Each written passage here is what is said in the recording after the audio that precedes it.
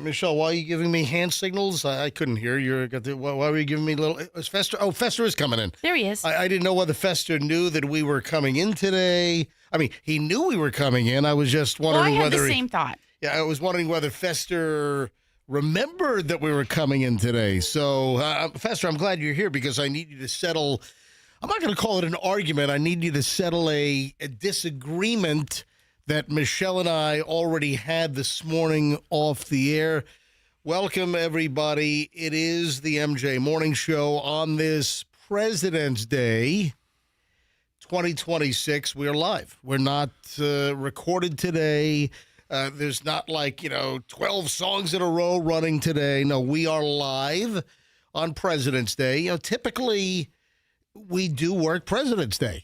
Because a lot of people do go to work. Why do you have a harumph face right now? Look at Fester's face. It's the... It has nothing to do with my dismay over working on President's Day. Hold on, you have no dismay. We've worked President's Day. I think, Michelle, how many years ago did we take off President's Day because we went on a long ski weekend in Vail because the snow was killer, unlike this year where the snow sucks. I only remember doing that one time. Yeah, one time I remember you guys doing that. All right. But you keep saying, you perpetrate a lie. We worked Hold on. I perpetrate a lie or I perpetuate? No, you perpetrate. I think the word you're looking for is probably perpetuate, but go ahead. We work Dr. King Day. Yes. And you keep saying, we bank it. We bank it. And then we work on President's Day, and you say, we bank it. We bank it. I put it in the bank. Are we getting a day off either the Monday or Friday for Easter? No.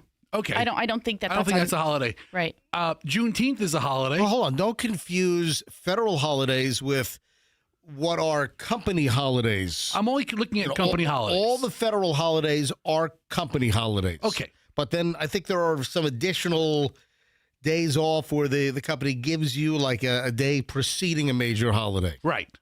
Whatever is recognized by the federal government. So what am I perpetuating? Never do you say, okay, this is our Dr. King Day off in July. Oh. Or never do you say, okay, we're going to take 2 weeks vacation plus 3 days for Juneteenth, President's Day, and Dr. King. He has, because I count them. Okay. I have counted them in the past. Yeah, Michelle's got a count going on. Anyway, so we are here. We are live. And the president's very happy with us, by the way. Yes, he's glad that we're working on his day. I need to ask the audience for help on something. I'll do that in a minute. First of all, I need Fester to settle the little disagreement that Michelle and I had a little while ago. But I just want to make the early listening crowd aware of something that's going to happen in about 2 hours. And if you follow my Instagram, you already know. If you don't follow my Instagram, then you don't know. And if you don't follow Instagram, my account, well, you should. Certified MJ Radio. If you're on Instagram, you don't follow my killer feed, follow me so you know what's going on. Certified MJ Radio. So the disagreement first.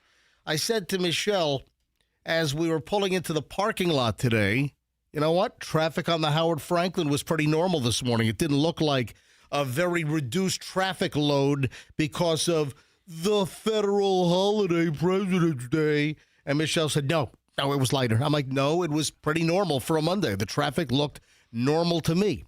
So, Fester, could you please, and be honest here. Yeah. Don't for the sake of your amusement, side with Michelle just in order to dig me and stab me. What you're doing right now is trying to taint the judge. I'm not trying to taint anything. You're saying, I'm going to ask you a question, but don't side with Michelle for your entertainment. I'm not a tainter. First of all, I'm not a tainter. Don't call me a tainter. You're one of the biggest tainters I know. I'm not a tainter. So call you just old Taint McGee over there. Let's go, Fester. You're the judge here. Let's enter the courtroom. How was the traffic volume on the way in for you this morning? It seemed about normal. Yeah. I didn't notice a reduction in cars. Yeah, same thing. But I don't know that this is the hour that you see it.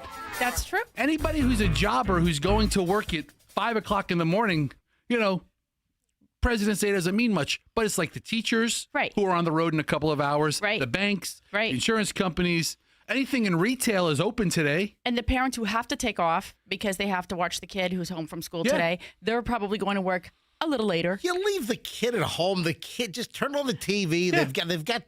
They got the video games going on. They got just leave the kids at home. That's right. Box of Fruit Loops or the TV. They're fine. That's all they need. 4, 5, 6 years old.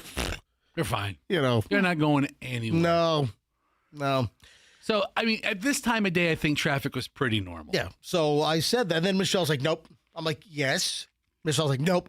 I'm like, yes. Traffic is pretty normal for a Monday morning. I think there were like 2 less cars. I mean, all the banks are closed today, right? Right. So any Yeah, because I really was planning on going to a bank today. I go to banks so often these days. Who the hell actually goes into a bank that yeah, I Hold mean, on. banks have employees every day. I go into my bank once every 3 months. Oh. Maybe less. Maybe once every 6 months. I don't even go to ATMs. Yeah. Who uses cash? I was saying banks. Yeah, I mean, when was the last time you were at a bank? They're not late. They're busy. I had to get a cashier's check about a month and change ago, so I was at my bank. Yeah. So all right. So let me move on to something that's coming up later on. All right. I need you, the MJ Morning Show listener, to help us break the crap out of something.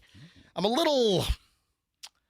I don't know how effective we're going to be today because it is a federal holiday. We need to try to break our phone system today.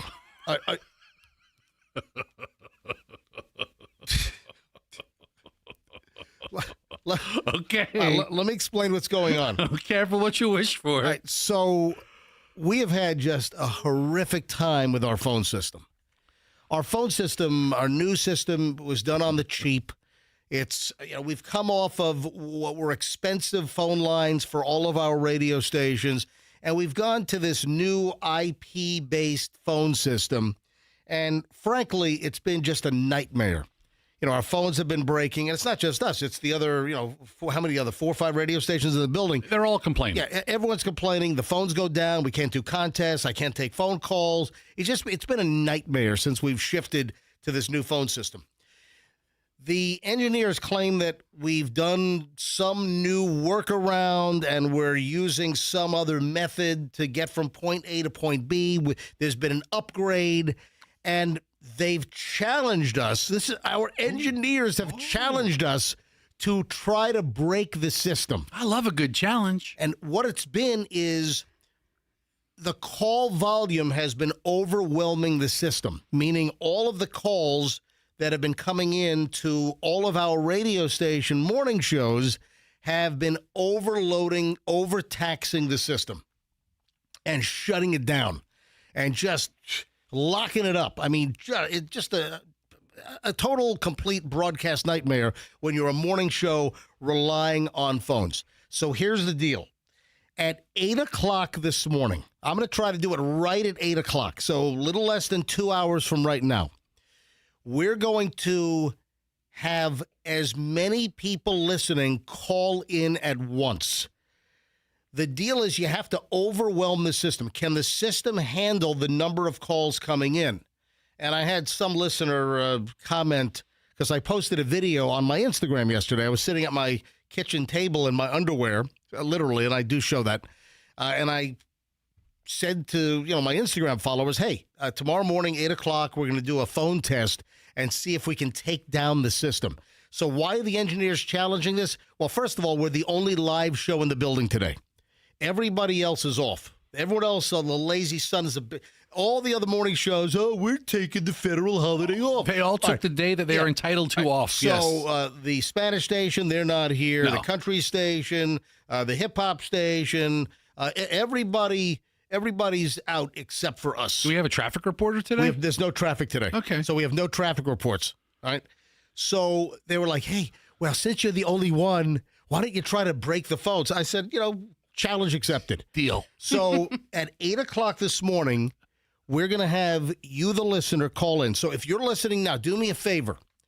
try to be listening to us at 8 o'clock. Listen to us on a regular radio, or if you're going to work, you can listen to us on your computer speakers.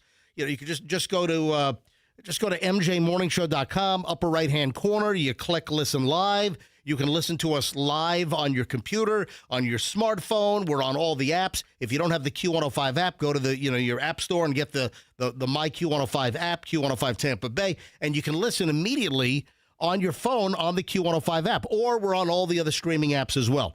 So at 8 o'clock this morning, we are trying to have as many people call in at once. And if you get a busy signal, just hang up and do it again. Just keep calling repeatedly. So we're going to try to see if the system can handle the volume. The wild card is that it is a federal holiday, and I think I'm just going to do it for the hell of it tomorrow as well when everyone's back. All right, hold on.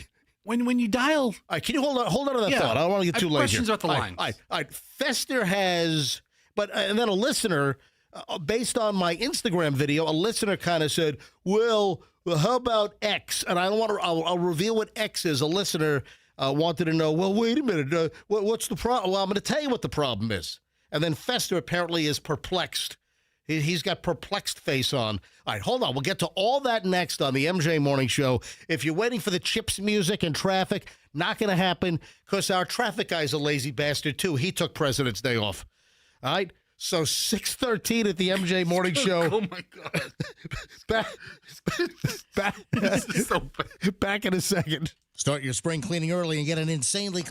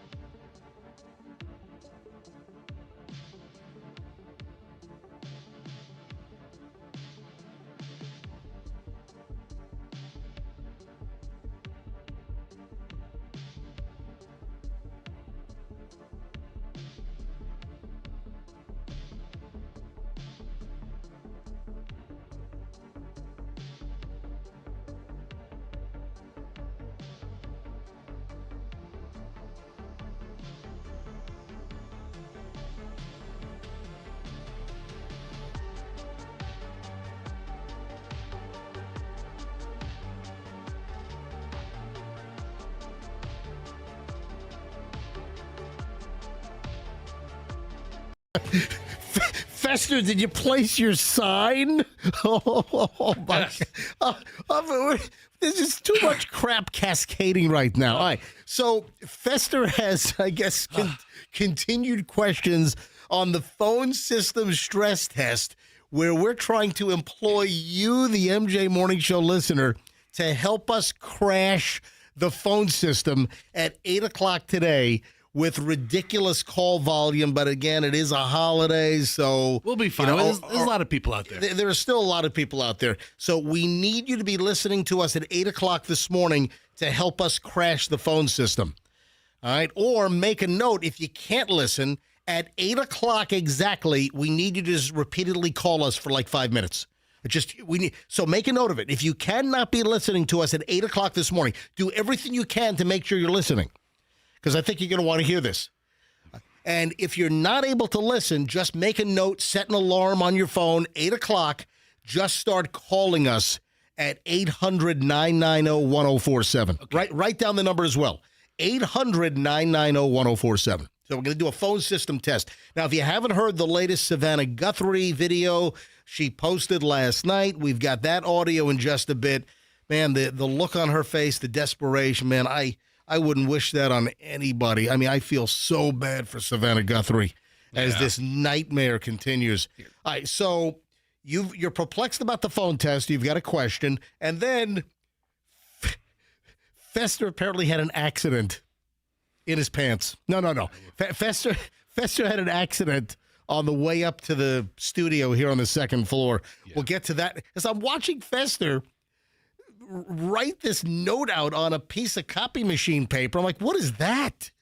So we'll get to that here in a second. You're a klutz. I know. All right, so what's your question on the phone system, dude? All right, so From the listener's perspective, who's calling us, will the call not go through, or will it go to fast busy? We're going to find out. We don't know. The wild card also is with the federal holiday. Do we have enough people listening to help us try to blow up the phone system? Folks, we're trying to break the crap out of our phone system at 8 o'clock this morning by trying to have everybody dial at once and repeatedly. Get a busy signal, just keep dialing. Hit end, hit send. Hit end, hit send. Now, if you're on a cell. Landline, if you've got multiple phones, let's say you're one of these crazies that carries about 3 cell phones. Yeah. Get them all going. You got burner phones? Get them going. Let's go. All right, 8 o'clock this morning, the great MJ Morning Show phone test. And then I got a response. So on the video that I shot, and if you haven't seen it, I think it's very entertaining. It's at my kitchen table yesterday morning. I'm literally sitting in my underwear. And you know how people say, yes, I'm sitting here in my underwear. I really was. And I actually stood up and I showed people that I was in my boxer briefs. So I shot the video saying, hey, tomorrow morning, as in today, we're doing this phone test at 8 o'clock. So take a look at the video. It's on my Instagram, Certified MJ Radio. And one of the questions in the comments is, well, how's this going to do anything? You only have 10 lines. No, listen. We have 10 lines that we can put on the air. So at any given time, yes, we have 10 lines that people can call in. If they're answered, can go on hold. So we have 10. We used to have 6 in the old studio. That's right. So we went from 6 lines to 10 lines here in the new studio. It has nothing to do with that. It has to do with the number of people that are trying to get to one of those 10 lines. It's the volume coming in. So whoever asked that question, listen, not a dumb question, but I just wanted to explain to you that it's not like, oh, well, we have 10 lines, so what's the big deal? 10 people will get in. No, it's all of the folks calling at once that overwhelms the system in the attempt to be one of the 10 people to get on hold on one of our 10 incoming lines. It's the volume. And in the old, in phone system lingo, radio stations years ago used to crash systems that affected like everybody. So there were cases when radio stations would do huge contests and it would overwhelm the system and it would it would break phone lines, sometimes in a whole town. Seriously. And then the phone companies, they came up with something called the choke. And the choke was when there was a ridiculous amount of volume. It was a way to make sure that the phone system didn't go down if a radio station was giving away $10,000 at 7:15. Called out, That was the plan. So we're doing a test 8 o'clock this morning. So keep listening. And we'll give you full instruction. It's very simple. Yes. We're just going to have you call. Help us with the calls. We're going to have you call like you're a maniac, like you're an obsessed, crazed whack job. We want you to call in repeatedly. All right, now on to that's 8 o'clock this morning. The great phone test of President's Day 2026 here on the MJ Morning Show. A day that will live in infamy. You need to do that with echo. You ready? Do it again and go. A day that will live in infamy. What is going on with this thing over? Someone keeps... Hang on a minute. Forget the phone lines. We have broken the echo machine. Another day that will live in infamy. It's going to come back in a second. I had to reboot the thing. Now I've got some echo like we're in a porta potty or something. All right, so I think the echo machine is rebooting. Check. Well, hey, Andrew, why does the echo machine have to be rebooted every day now? Yes. Give me the infamy thing again. And 3, 2, 1. A day that will live in infamy. There you go. So a few minutes ago, I'm watching. I've got the Savannah Guthrie audio. We'll get to that in a second. So I'm watching Fester scribble something out in a marker on copy machine paper, and the sign, and he's holding it up to MJ TV right now, and the sign reads, "Danger, wet steps." Yeah, danger, wet steps. Fester peed himself and it dribbled down his leg, and as he was walking up to the second floor here at the radio station. So you actually take the steps? You don't take the elevator? I thought that could be a physical challenge for you to actually take the steps. I mean, today it was. Today it sure was. So why?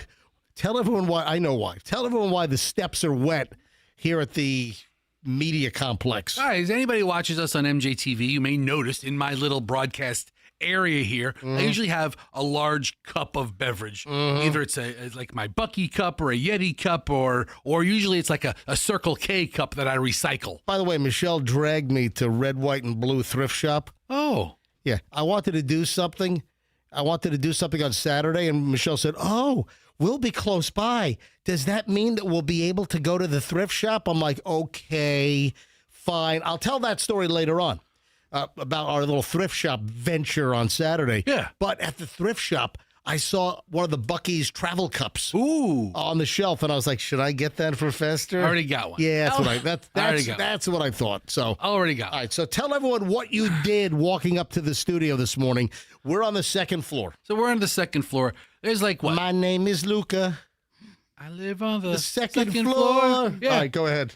So I must have bumped my arm holding the styrofoam cup on the rail or something, but I'm holding it by like the top third of the cup. And this is the Circle K big belly buster, gut buster, bladder buster. Did you get that this morning? No. I recycle cups. Okay, all right. Because, What was in that cup? What was the liquid? fruit punch. Well, guess what? It's all over the steps. Yeah. That's going to be sticky. Well, no, it's not like real. It's like a squirt. Like the Mio squirter fruit punch. Okay. So I don't think it's mostly water with the Yeah. Mio All right. squirts. Yeah. So I like the Mio squirters. Little So squirter. I'll put a. Yeah. That's the exact sound it makes. Yeah, right. I recorded this from a Mio squirter. We've got a squirter. All right, go ahead. So I make my fruit punch, drive it all the way in. I fill it with ice. And the whole thing just hits the top, and it's like And you bumped the cup against the railing? but then it fell out of my hand. All right. Because I'm holding it by probably 3 fingers. And what is it, 32 ounces or more? Maybe 44 ounces? Maybe 44 ounces. it's the bladder buster. And then Oh, my God. our steps are like those open steps. Like are they floating? Is that the like word? the floating open step. Yeah. So it was like a waterfall all the way down to the first floor? There's a huge puddle on the bottom floor. 6 or 7 steps are covered. The landing is covered, and there's nobody here today. Right. So, I mean, there's no other offices, hopefully, that are working. Nobody's coming to the radio station besides us. Right. So it's the best day for it to happen. And I propped open the 2 doors to the building Okay. to try to get fresh air. Oh, yeah. You need to call Service Pro or Serve Pro. What's the company that the restoration company? They'll bring in the big drying fans. CertaPro is the painters. Yes, ServPro ServPro. is the drying fan company. It's the disaster restoration company. It's not disaster, It but is. it's a big slipping hazard. I mean, somebody could really bite really hurt themselves. It's the 3,000-gallon cup from Circle K. So I put these danger wet floor signs. I just threw them on the floor around the puddle. How many did you? 12.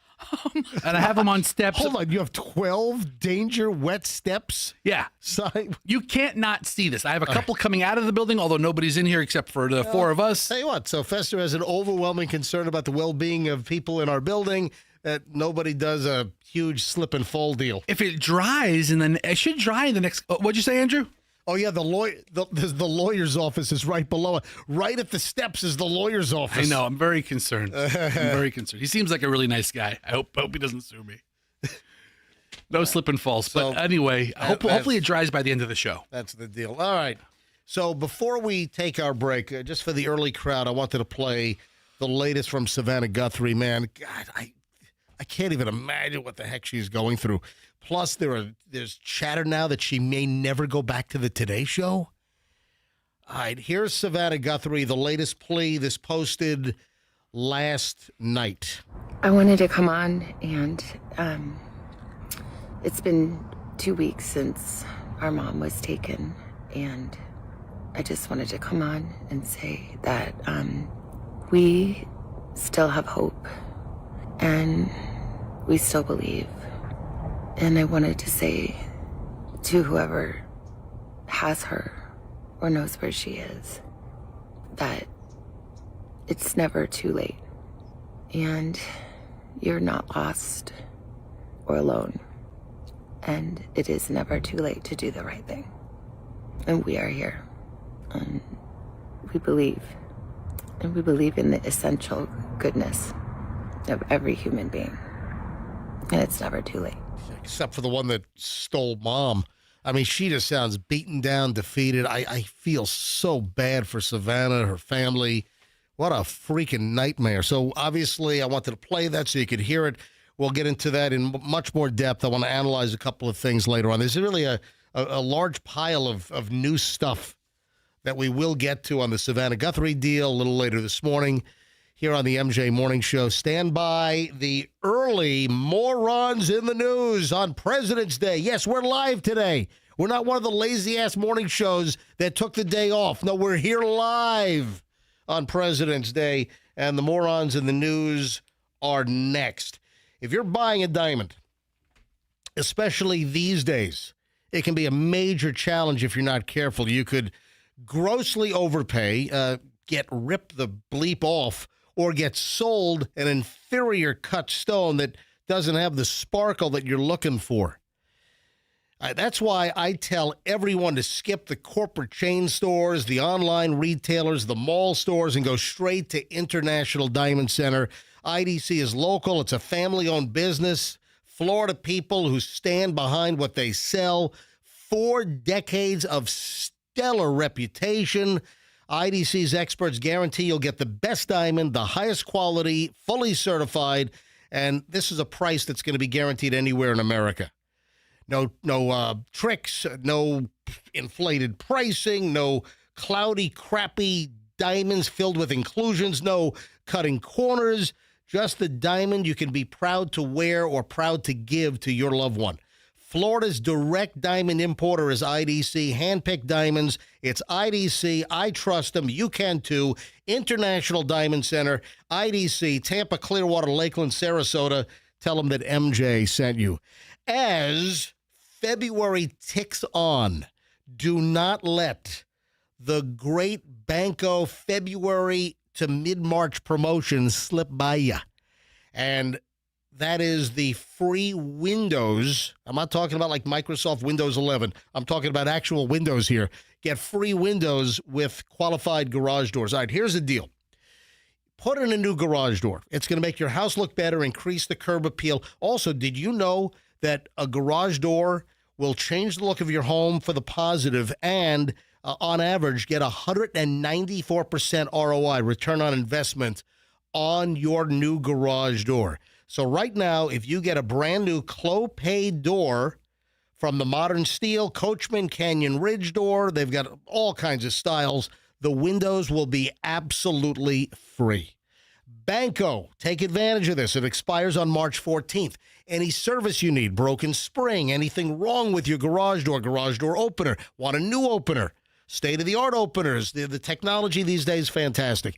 You call Banco. The only garage door company I can recommend, folks, is Banco. Bank on Banco, bancodoors.com, and tell them MJ sent you. Good news. Frontier is joining.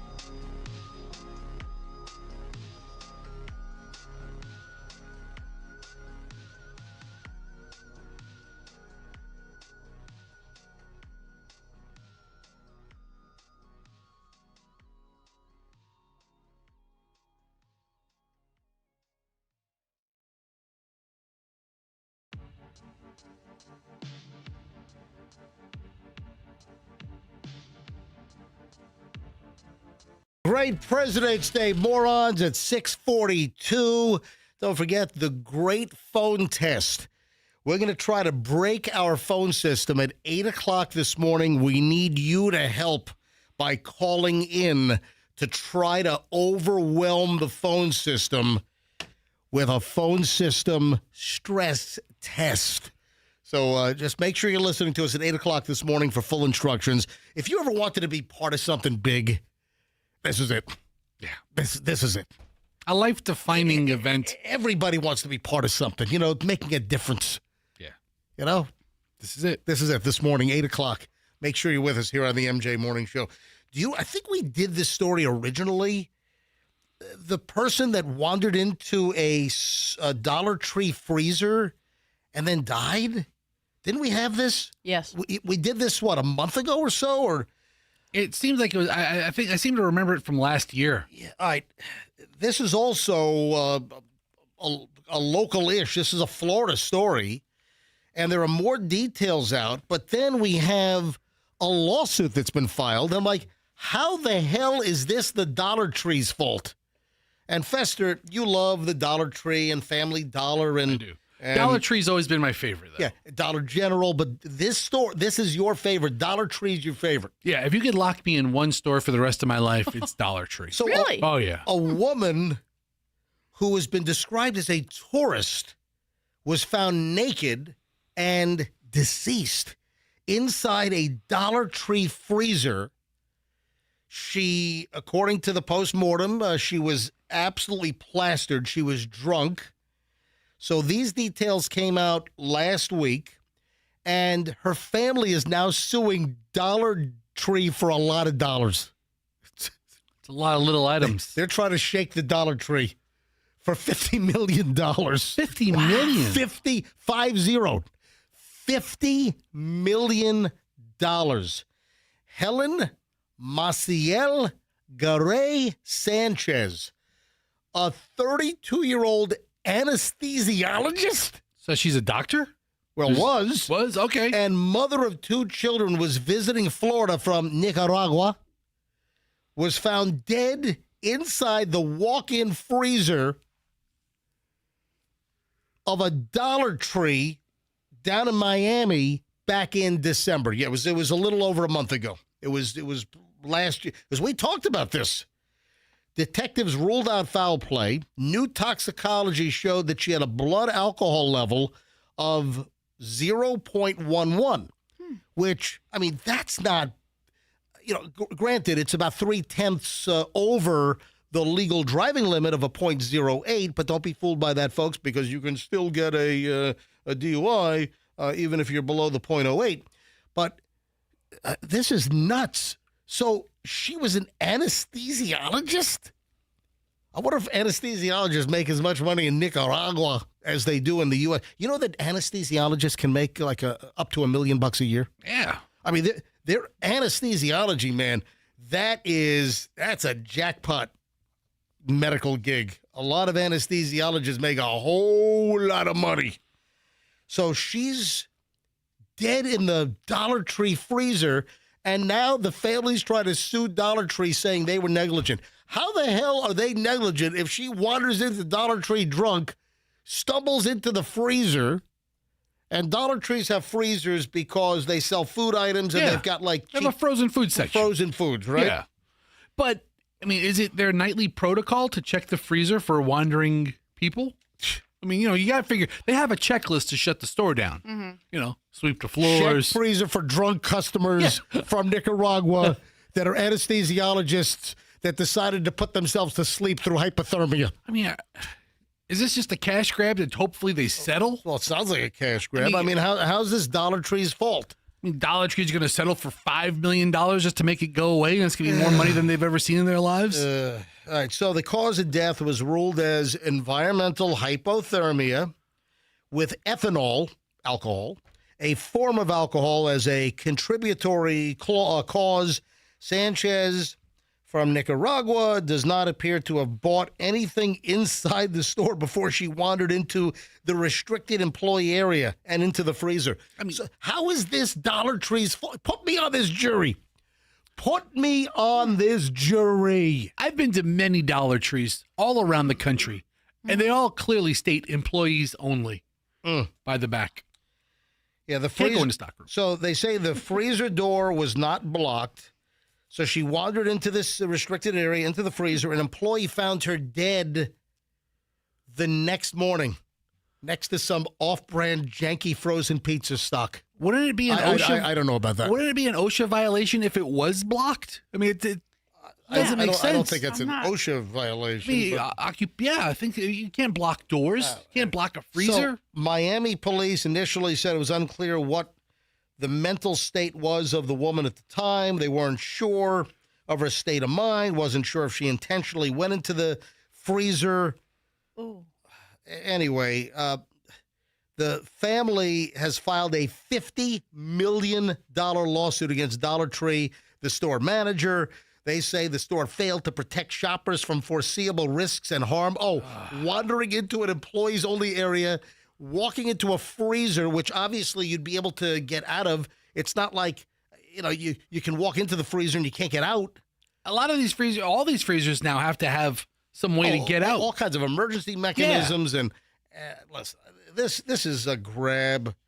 This sounds frivolous to me. So she was frozen solid, right?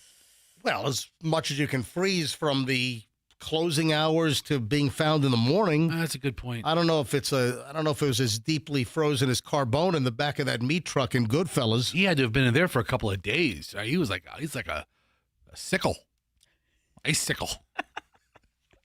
I mean, it's a sad story, but I don't think they should be suing the Dollar Tree. What if the Dollar Tree gave him like a $1 million gift card? Can you indulge me for a second? A $1 million gift card? Yeah. Hang on a minute. Can you indulge me for a second? Sure. I mentioned Carbone when all of the idiots in Goodfellas started turning up dead because, they were potential weak links to solving the Lufthansa crime.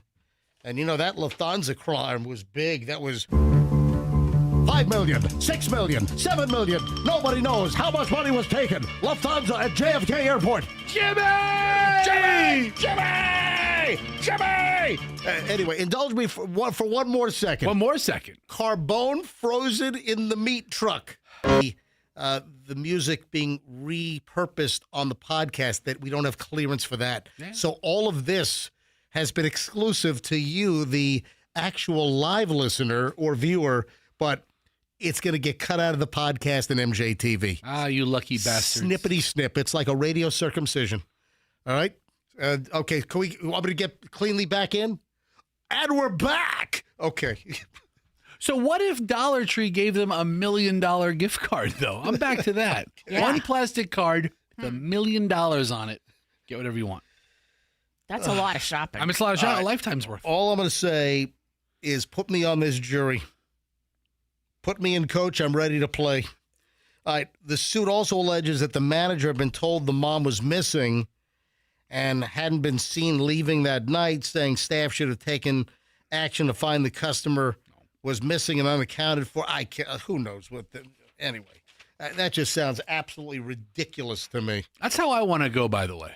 All right, here's a great in getaway. The freezer? Yeah, I mean, if I have an option on how I go, I'll take a freezer at the Dollar Tree. Next to frozen foods? You know what? Yeah. I'll just have like empty ice cream containers all around me. I don't even know. Do they have major brands at the Dollar Tree? Or is it like all kind of off-brand, generic junk? You have that 2019 thinking because they have changed their business model to where it's like, it should be like Dollar Tree and more because they have things up to $5.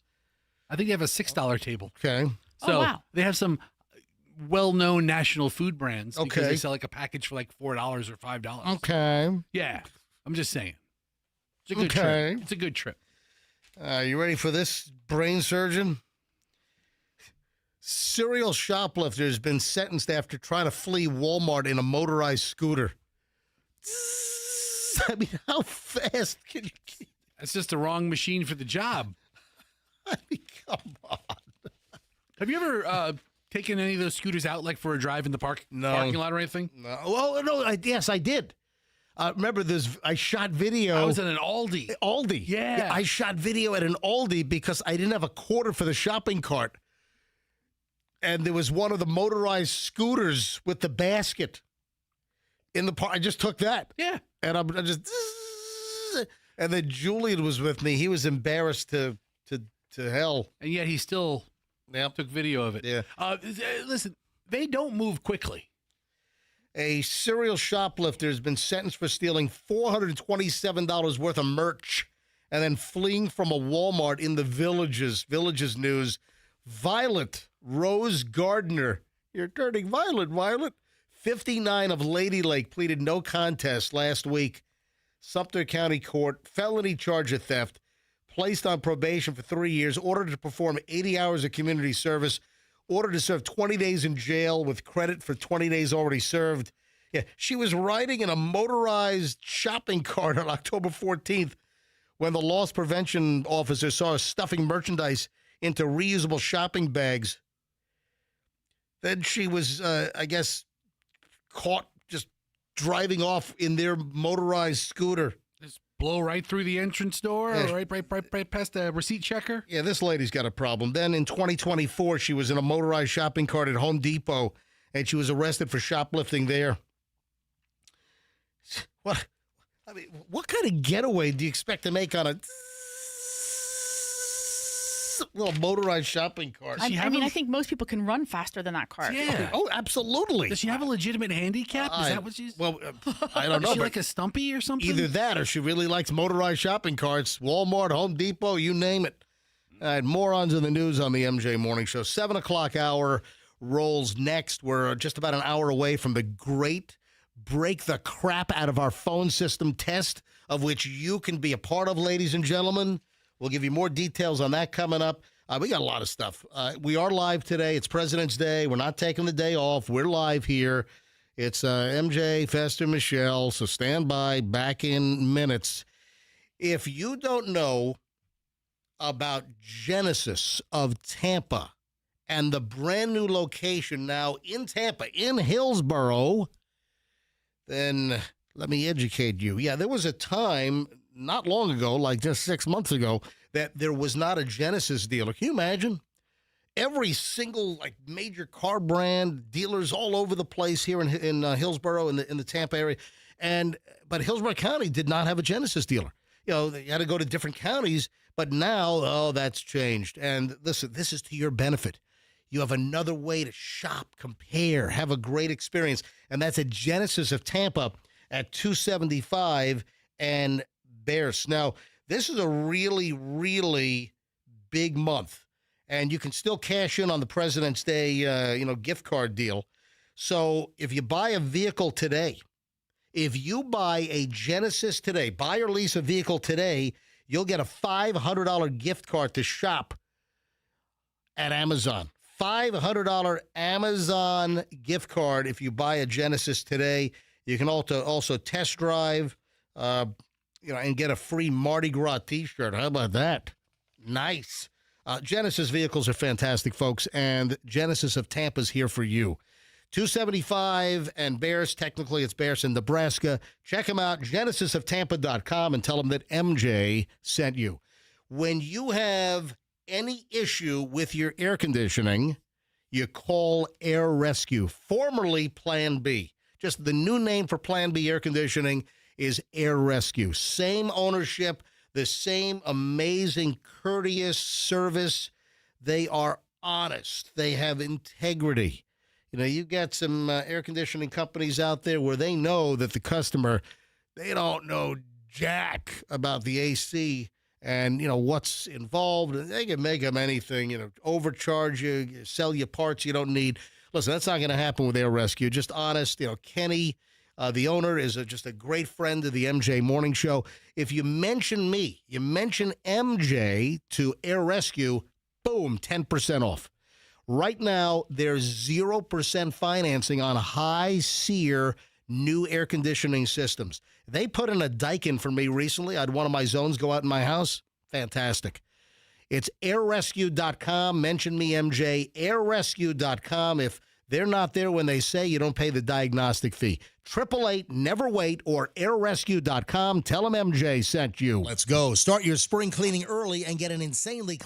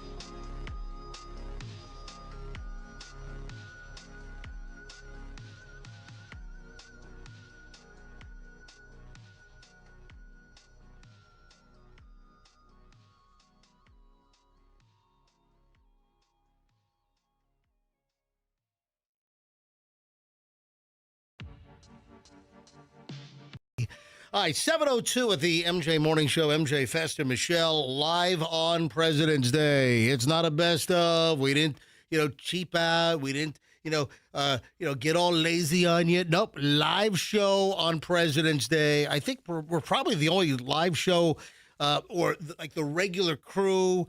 Other stations maybe they brought in some joker just to play music and do 10-second intros. There's nobody else here. Well, there's no one else in our building. So in our building, the country station's not here. Right. Hip Hop Orlando's not here. The Spanish dude's behind us in the studio back down the hall. No one's here. We're the only live show in the studio. And then at 8 o'clock this morning, so a little less than an hour from right now, we're going to do the great break the crap out of the phone system test.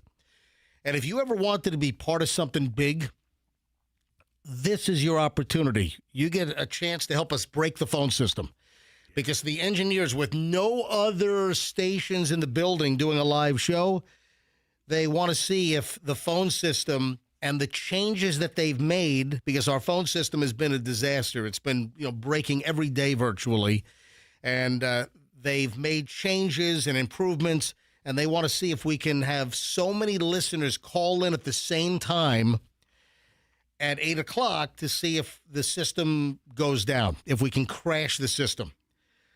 So it's the great MJ Morning Show phone system stress test coming up at 8 o'clock this morning, 55 minutes away. So stand by for that. Hey, did we do this story? Why does this look familiar? A guy threw an alligator through a Wendy's drive-thru window here in Florida. Did we do what? Or is it just common for people to throw alligators through fast food drive-thru windows? I think that's just common. It sounds somewhat familiar, though. A man was arrested last week for allegedly tossing a live alligator through a drive-thru window at a Wendy's restaurant in Loxahatchee. You know what? If you're going to do that, Loxahatchee is, that kind of borders onto the Everglades type of stuff, right? That's where what's the drive-through animal park? That's where, come on. I don't know. Lion Country Safari. Okay. I don't know that I've ever been to Loxahatchee. Oh, but yeah. If you've been to Lion Country Safari, you've been to Loxahatchee, which is to the west of West Palm. Yes, Michelle. They're closing. The Lion place? Hold on. I was going to ask, are they still open? They're still open, I think, through the end of March, because I think I was going to tell Fester if he was going to plan on going somewhere with the kids. They were taking reservations, I think, through the end of March. No, hold on a minute. No, I think the actual animal park remains open. I think they're closing a campground. Can you double check on that? Hold on. Andrew is giving me a thumbs up. I think my information's correct. Andrew, usually Michelle's the one that's right, but not in this example. Andrew, what do you have on Lion Country? They're closing their campground, right? I think they're building condos or something. Oh, no. What a KOA. All right, hold on. Yes. Turn your mic up, man. They're closing a KOA. Yeah, they're closing a campground. Right. All right. Okay. So But Fester likes to do that, and so I was going to recommend to him that he goes down there. Right. I don't know if I can make it down there in time to go camping with the lions. Yeah. So, guy throws an alligator through a Wendy's drive-through window, and he's been arrested. According to the Florida Fish and Wildlife Conservation Commission, Joshua Douglas James, 23, of Jupiter, admitted to officials that he picked up the American alligator on the side of the road and later threw it from his white pickup truck into the Wendy's kitchen after ordering a large soft drink. The alligator was later seized by FWC officers and then released into a nearby canal. Oh. Yeah. He was alive. That's news. Don't the FWC guys like to, the alligators? No, they will relocate an alligator whenever they can unless the alligator is deemed like a dangerous nuisance. Oh, I thought every alligator that was caught was put down. No. I thought that was the case. No, that's not the case. Okay. This is bizarre. According to an incident summary report, officers were able to identify James as the suspect in the case by tracing information from a bank card he used at a 7-Eleven gas station just before going to Wendy's. Right. That's some good. That's some good. Good police work there. That absolutely is some bet. good police work here. Yeah. So, all right. Poor Gator. Son of a bitch. I What happened? know why this story seems like we did it before. Michelle, where did that come from? Where'd you get that story? It was last weekend, something that was sent to us, and then it was this week also. Holy, the story's from 2016.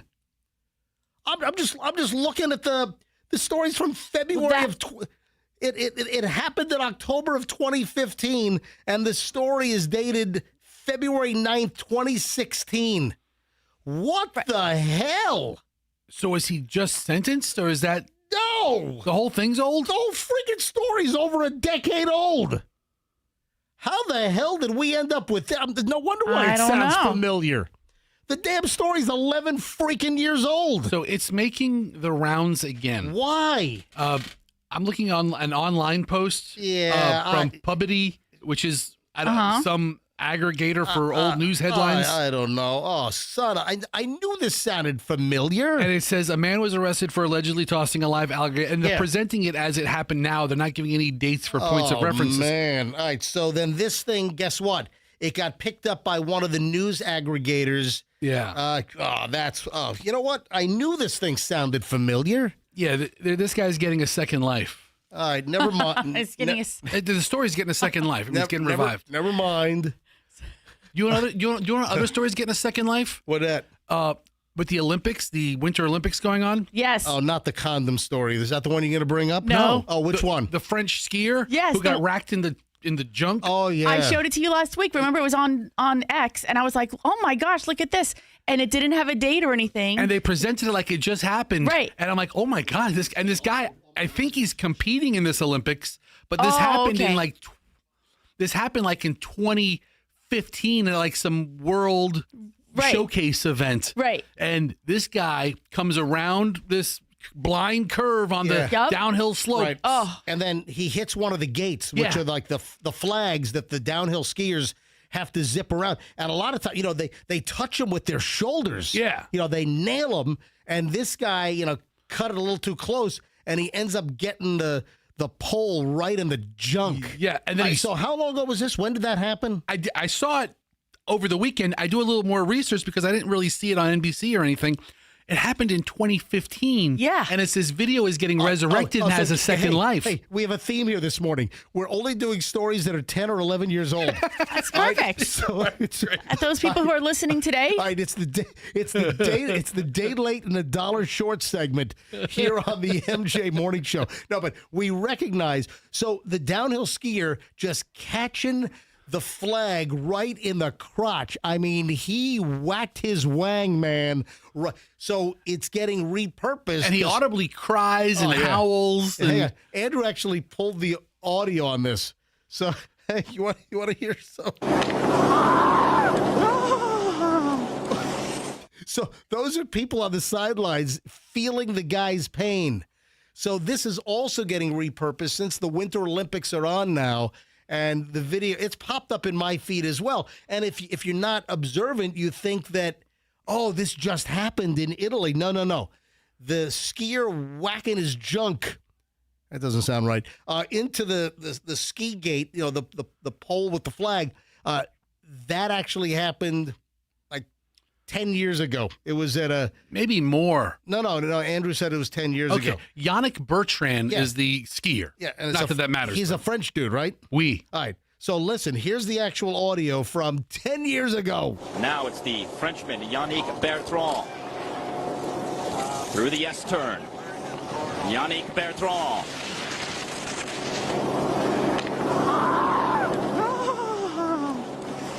Oh, the gate to the groin for Yannick Bertrand, and you could hear it. Oh, And if you're a man, you could feel it. Yes. Wow, watch this again. oh no.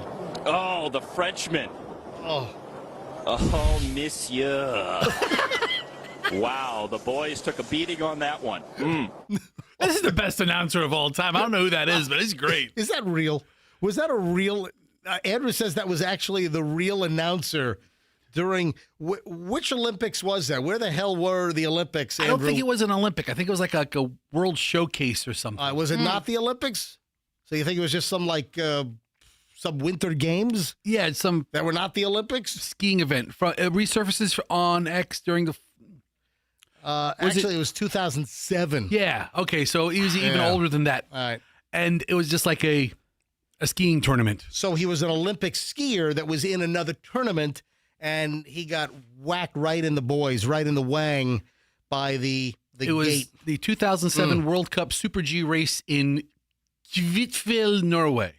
No, the Kvitfjell, Norway. I wasn't that far off. Yeah. A little less slobbery, but All right, so that is not current Olympic groin damage. That is old groin damage that's kind of popping back around. But you want to talk about a story that has a whole new life for people who've never. If you haven't seen it before, it's new to you. I hadn't seen it. We have another super speeder. Hey, Michelle, where were we? We were on the Howard Franklin. We were coming home from work on Friday. So just on Friday, we were coming home after the show. How fast was that silver Mustang going?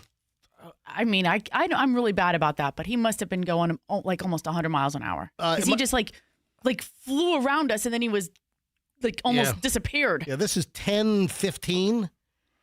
This is right after the show. We left on Friday after the broadcast. We're on the Howard Franklin. And, I mean, a lot of people well exceeding the new 55-mile-an-hour speed limit on the Howard, which I think is too low. I think that it should be minimum 60, and I don't see why it shouldn't be, to 65. The 50, folks, it's the law. Just because I don't think that should be the speed limit, just because I think that the speed limit is too low doesn't mean you should exceed it. The speed limit is 55 miles an hour on the Howard Franklin and other portions now on 275 because of construction over in the St. Pete side. But, man, we had a silver Mustang that flew by us. Michelle, you grossly underestimated. I would say the dude we were doing about 63, and we had cars passing us left and right. And that's my point.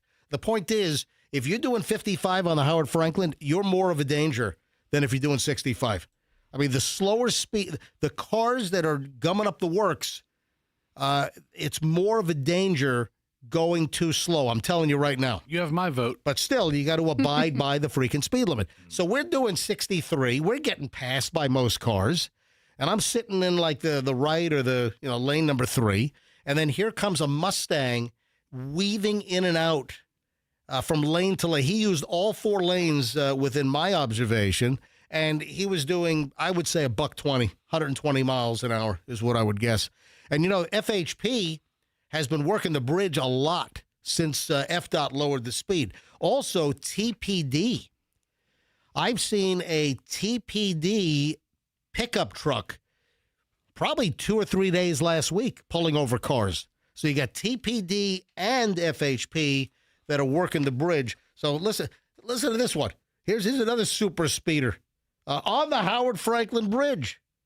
I mean, don't these people realize that if you're busted for doing 50 miles an hour over the posted speed or in excess of 100, they're going to take you right off to jail? No, they don't. Yeah, they generally they don't keep up with headlines. What? They don't keep up with breaking news or the new developments. I thought you were saying they don't take you to jail. No. They will take you to jail if you're a super speeder these days. The speeders are like, what? I'm going to jail for this? Just give me a big ticket. Yeah, Florida Highway Patrol says a 32-year-old dude is in a whole lot of trouble. He was doing 101 miles an hour and then led troopers on a high-speed chase across the Howard Franklin Bridge. This was early on Valentine's Day morning, so this was early Saturday morning. Little after 3 a.m., DeAndre Bradford of St. Pete. Come on, DeAndre. Hey, DeAndre, if you were going to take your lady out for Valentine's Day, that was spoiled because he was in jail. So, hey, little lady, I'm not going to make it for Valentine's Day. I had a big plan. I was going to take you to Olivia in downtown St. Pete. Yeah, romantic dinner. I'm sorry, honey. No, sorry. His one call from the Pinellas County lockup. Honey, Valentine's Day's canceled. Does the Pinellas County... DeAndre Bradford. I've gotten a handful of calls from jail. Yeah. Both at the radio station and a couple of personal ones over the years. Yeah, we have. Do they have like the recording? You're receiving a call from the Pinellas County Jail. I believe so. Yeah, I mean, because that would ruin Valentine's Day. You're receiving a call from an inmate at the Pinellas County Jail. I think they all do it, whether it's a state facility, a federal facility, a county facility, whatever. Yeah, so this dude, DeAndre, was doing 101 miles an hour in a 55. Just a little 2 miles per hour over getting away scot-free. What are you talking about? 99 isn't super speeder. It's 50 miles an hour over the posted speed limit, which would be 105. Okay, I or got you. over All right, 100. all right, if he's 99, he's going 2 miles an hour away from. All right, you're right. You're correct. He must have given the officer some lip. No, the laser gun or the radar machine read out the speed. But the officers have discretion. If you get pulled over for 100 miles an hour plus. When a trooper tried to pull Bradford over, he did not stop and then accelerated to speeds over 100 miles an hour. That's the lip. Yep. During the pursuit, troopers say Bradford drove recklessly, weaving through lanes, veering into oncoming traffic, nearly losing control of his SUV. The chase ended in St. Pete near 55th Avenue North and 16th Street North after a trooper hit Bradford's SUV sounds like he did the pit maneuver. Looks like we had a successful pit maneuver where they tag the rear quarter panel and get you to spin out. Man, I've done that before. I mean, I'm not like a crazed maniac fleeing police. No, as a Hillsborough County honorary deputy sheriff 2 years ago during honorary deputy training day, they had us at the facility and they let us actually drive the police car to do the pit maneuver. They've got special vehicles that have like roll bars and special training vehicles, special bumpers to actually train to do the pit maneuver. So I just want all motorists to know that if you piss me off on the road, I am trained to do the pit maneuver. And if you really piss me off, I'm going to pit you. I'd like to see that. Anyway, they took him into custody. And then he showed signs of impairment. He had slurred speech, watery eyes, strong odor of alcohol. And according to FHP, they found a white styrofoam cup in the center console of the vehicle, half filled with alcohol. Yeah, so they gave him 2 different breath tests. And I guess he had a .09 and a .094. Yeah, this guy's drunk as a skunk, man. Yeah. Speeding, can't do that. Yeah. DeAndre, to ruin Valentine's Day plans. Yeah. Mrs. DeAndre was looking for a romantic evening. Yeah, so he was hit with fleeing and eluding. That's a felony. So fleeing and eluding law enforcement, that's a nice way to rack up a felony charge. That's one charge. Yep. He was hit with DUI, dangerous excessive speeding. Whoa. FHP says that Bradford was already on bond with a monitor. So the dude already had an ankle bracelet on? He was on bond with a monitor. Sounds like he had an ankle bracelet. Booked into the Pinellas County Jail on Saturday morning, Valentine's morning, no bond. So I'm sure he's still there right now. He should get another charge for breaking his lady's heart. And his little lady was sitting at home. And Valentine's Day was crushed. Nope.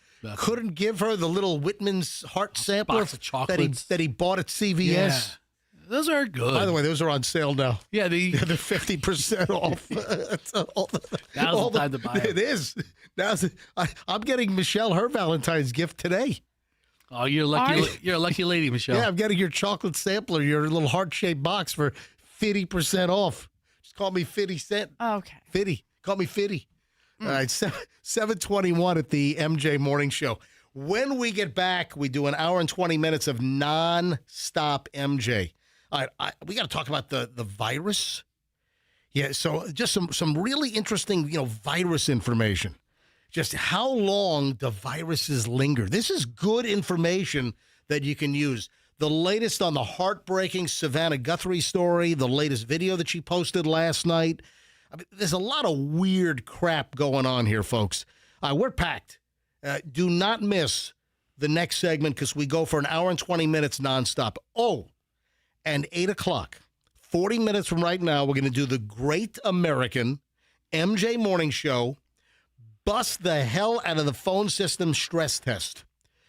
We need you to help us at 8 o'clock try to bring the phone system down. Yes, we'll explain everything coming up here on the MJ Morning Show on Q105, 104.7 FM. If you're looking for a Toyota, you're in Polk County, or listen, I got to be honest, wherever you're listening, if you're looking for a phenomenal deal on a Toyota and you want to be treated well, may I recommend Miracle Toyota of Haines City. So we've got a huge, Fester, as you know, we have a huge Polk County listening base. So, hey, show the MJ Morning Show advertisers that keep this show on the air. Show them some love. So if you're looking for a Toyota, great lineup cars, trucks, SUVs.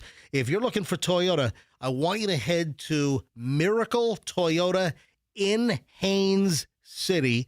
You want to tell them that MJ sent you. Negotiate a great deal. It's a family-run operation. So I know Mike Murphy. It's part of the Murphy Auto Group. The same company that owns Genesis of Tampa also owns Miracle Toyota in Haines City. Just a really stand-up operation. You're going to get a great deal. They're going to treat you well. And, February is a huge month at Miracle Toyota. If you buy a new Toyota today on President's Day, you'll get a $500 gift card to shop at Amazon. That's right. So go pick up your Toyota. If you were planning on buying a Toyota soon, do it today. Go to Miracle Toyota right now. Go today. Buy your Toyota and get a $500 Amazon gift card. Hurry. Miracle Toyota, Haines City. Tell them that MJ sent you. Now, if you're in a car wreck, if you're in a slip and fall, I'm going to tell you how to proceed. Don't get rooked. Don't get manhandled. Don't get taken advantage of. And I'm going to tell you right now, this happens all the time. If you don't have the right representation, if you're in a car wreck, then you're going to get run over again by the legal side on the other side. So if you've been rear-ended, if you've been T-boned at an intersection, you've been injured, you have to have the right representation. And listen, all representation is not created equally. This is why you call the Kemp Law Group.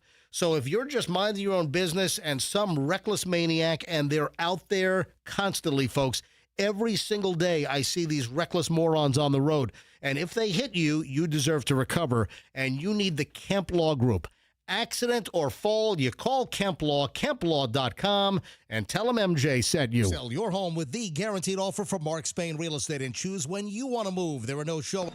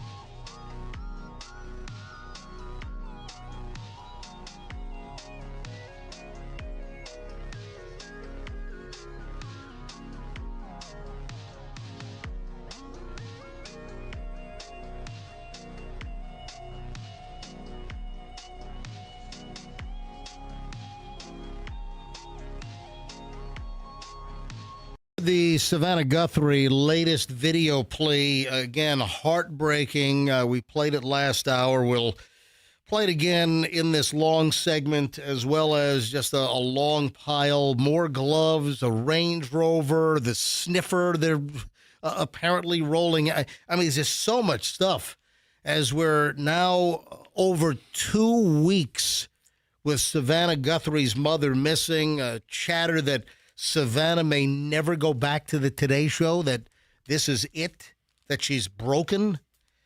I can't imagine what the hell she's going through. Just absolutely horrific.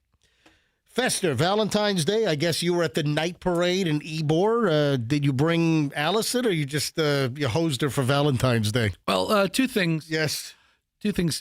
One thing is true. I did hose her for Valentine's Day. Okay. But I was with her the whole time. No, I missed the night parade. Oh, what? Yeah, I was gonna go. Dude, you're a Rough Rider. I know. Dude, you're a Rough Rider. How do you miss the night parade? Well, good thing about the Rough Riders is you can do as much or as little as you want to, so nobody's actually taking attendance. Oh, wow. Okay, so then you did do something special with your wife on Valentine's Day. Yeah, you had to crack open those blueberry wines I bought from Aldi. And we tell you what. Did you go out? First sip goes down a little rough. And Michelle and I had Valentine's lunch. Oh, yeah? Yeah, you know where we went? Olive Garden? No, we did not. You know what, Michelle, we broke our tradition. I don't know. We did. We were doing Olive Garden for Valentine's Day 2 years in a row, and the third year was not a charm. All right, where'd you go? We busted it up. So about 11:30-ish, we went to Nebraska, just a wee bit below Hillsboro off of 275. Any ideas, Fester? We went to Station House Barbecue. Yeah, so you went to Station House Barbecue. Yeah, so that's awesome. Yeah, we went to Station House, and he made me the famous Cuban. So, so he made it special for me because on Saturday they weren't serving the Cuban. So if you don't know the deal, Station House Barbecue, they won the best Cuban sandwich at last year's Cuban Festival. In order to beat out all of the mainstay Cuban places around Tampa Bay, I mean, that's a pretty big hill to climb. Quite an accomplishment. Yeah, this guy's Cuban, and it's a special take on the Cuban because it's a barbecue. It's a non-traditional Cuban. I think he won the non-traditional category. It is unfreaking believable. It's a great sandwich. But here's the deal. So Station House is not open every day. Right. They're only open like Friday and Saturday on Nebraska, just, what is that? Technically just south of Hillsboro, right? Yes. But I think they do catering. That's the business. The big model is they do unbelievable barbecue catering, Station House Barbecue. All right. So, but this is breaking news. Starting this Thursday, they're going to be open Thursdays, and they're only going to do Cubans and burgers on Thursdays. Whoa. Yeah, so Thursday, starting this week, in order to get the award-winning Cuban, it's Thursday. And they're going to roll out some amazing new burgers. So it's going to be burger and Cuban Thursday, and then the regular ribs. And, the brisket is out of freaking control. It's the best brisket I've ever had. Excellent brisket, no question. Unfreaking. In fact, I shot video. I got to put a video together. That'll be coming sometime later this week. So Michelle and I did Valentine's Day at 11:30 a.m. We went to Station House Barbecue, and what did I have? I had the Cuban, and then I had a couple of slices of brisket. Michelle had pulled pork sandwich. Listen, that sounds like a perfect Valentine's Day. It was beautiful. And then I wanted to have a second one, but I just didn't have the space. So listen to this. Listen to this crap. Michelle, she leveraged me. Okay. Michelle held me hostage. Okay. Michelle tried to do a quid pro quo. If I do this, you do that, or that would be something for something. Quid pro quo. Okay. Latin term. So Michelle's like, I will go to Station House Barbecue, but since we're going to be just off Hillsboro and 275, that puts us near Waters and 275. Not too far. So Michelle dragged me to the red, white, and blue thrift store. My God, like we need more crap in our house. Like we need more glass freaking pitchers. She bought another glass pitcher. What are we doing with all these? You can open up the pitcher store. The pitchers. I mean, That'd be a great store, along with the container store. Yes. all we sell are lemonade pitchers, drink pitchers, the pitcher store. All right, so Oh, God. Michelle, what are you doing with all these pictures? Yes, what are you doing with Good question, Fester. He's exaggerating. I've purchased like 2 pitchers. That is not true. I purchased a few decanters. Oh, Isn't a decanter essentially a pitcher? Except for like whiskey or something? Right, it's for wine. Okay. Right. Yeah. Listen, I opened up a 2007 Plump Jack. We did have a nice bottle of wine on Saturday night. Mm-hmm. I opened up a 2007 Plump Jack 100 pointer and decanted that puppy. Man, that thing was singing. 2-hour decant, by the way, and that thing was. I opened up the Pacific Fruit Vineyards blueberry wine from Aldi for $4.25, and I drank it from the bottle. It's tasty. It was fantastic. Allison didn't have any? She had some too. So Pass the bottle back and forth. We were home Saturday night, Valentine's Day night. We were home. I opened up a killer $100 Robert Parker wine, a 2007 Plump Jack I've been sitting on, a Cabernet. It was phenomenal. And then we watched. You know what we did? We're a little slow on this thing. Yeah. We binged Baby Reindeer finally on Netflix. Did you watch Baby Reindeer, Fester? No. I thought you did. I might have. What is it about? I might have. It's about the. Go ahead. The guy like in England or Scotland who was stalked by somebody who came to the bar. Yeah. Yeah, that's right. The maniac, like ex-lawyer with mental problems, a screw loose, was stalking. And so we finished, we binged it. We actually started it on Friday, didn't we? Right, yes. We started on Friday, and then our Valentine's evening, we were so stuffed from lunch at Station House Barbecue, we didn't even need dinner. No. So we just, I made a couple of old fashions. Michelle loves my old fashions. And then we opened up the bottle of Plump Jack, and then we just binged and finished up Baby Reindeer. But you forgot that you did get something at the thrift store. what'd you get? What did MJ get? Of all the other people's crap. Oh, not for me. I've got something for you. No. You got something for yourself. Don't you lie. What did I buy? Oh, I bought a Richard Belzer book. Oh, okay, but you bought. Okay, A Richard Belzer book? Well, Yes. Hold on a minute. So Richard Belzer, formerly of Law and Order, A landmark stand-up comic, as far as I'm concerned. he was a comedian, and then then Law and Order for years. What was he? Munch. Yes. Munch on Law and Order. His character was fantastic. There was some book on conspiracy theories that he wrote, and I got that for $2.99 off the bookshelf at Red, White, and Blue. But listen to this. It had like the plastic library sleeve all the way around it. It came from some library in Maine or Vermont, I think, like Brandon, Vermont. It's like it's like from the Brandon Library. I'm like, what? And then it said like Brandon, Vermont. I mean, what do libraries do with all these books? They don't get checked out. They donate them to thrift stores eventually. Eventually, you have to slough some off. So Michelle bought more glassware. I mean, Michelle, would you look at me, please? I'm trying to decrapify our house. Then start with your own stuff. We have we have so much crap. We've collected so much. No, you have so much crap. I have stuff that I will use, and you just have crap. You have 90% of the stuff in the house you do not use. We're probably both about the same.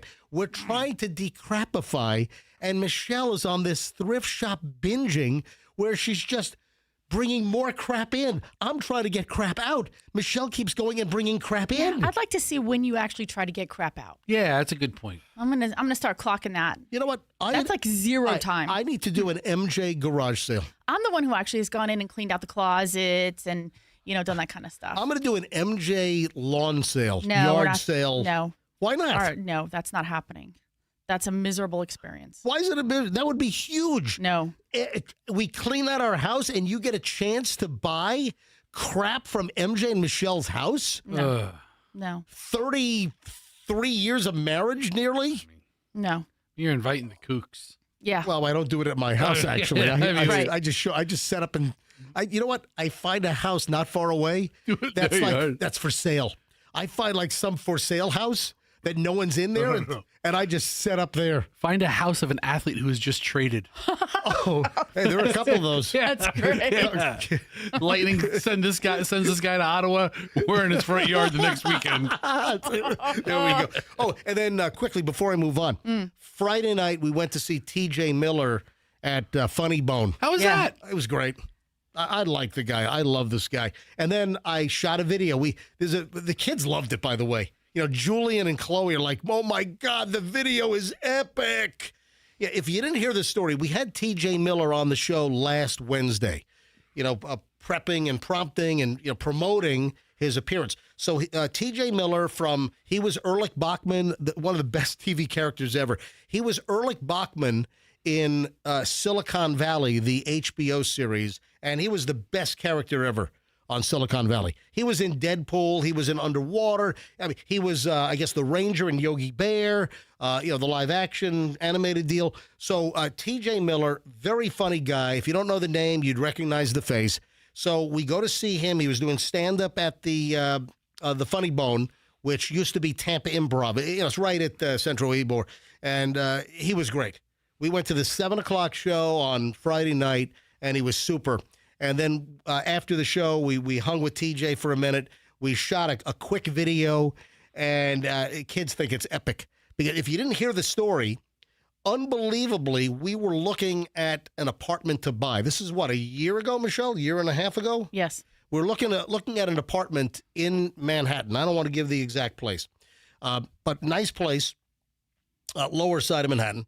And we were looking at this apartment, and Julian being at NYU, and anyway, we were considering buying an apartment, and it was a mess. The whole deal, there was something weird about it. Michelle and Julian had gone to see the apartment with the real estate agent, and they're like, yes, we want to put an offer on this. I said, listen, I got to see it. I was getting ready to get on a Delta flight. Michelle, how was I, 2 hours? Yeah. Like 2 or 3 hours away from getting on the Delta flight from Tampa International to fly up to LaGuardia to then go see this apartment to then put in an offer and try to buy the apartment. 2 hours before I'm supposed to get on the Delta flight, I get a call. The real estate agent just called. The apartment's just been taken off the market. I'm like, what? Well, they had accepted another offer. And another offer. And a friend of ours who's an architect, he was going to pick you up. Yeah. And he was like, it doesn't matter. Get there. Because he'd seen the pictures. And he was like, it's a great buy. Like, he's like, I already can see what's going to happen here. And but you were like, nah, they already took another offer. I'm not doing it. But wait a minute. But then that offer fell through. That's why you got to put in a backup offer. And the thing sat vacant. It was weird. Anyway, here's the deal.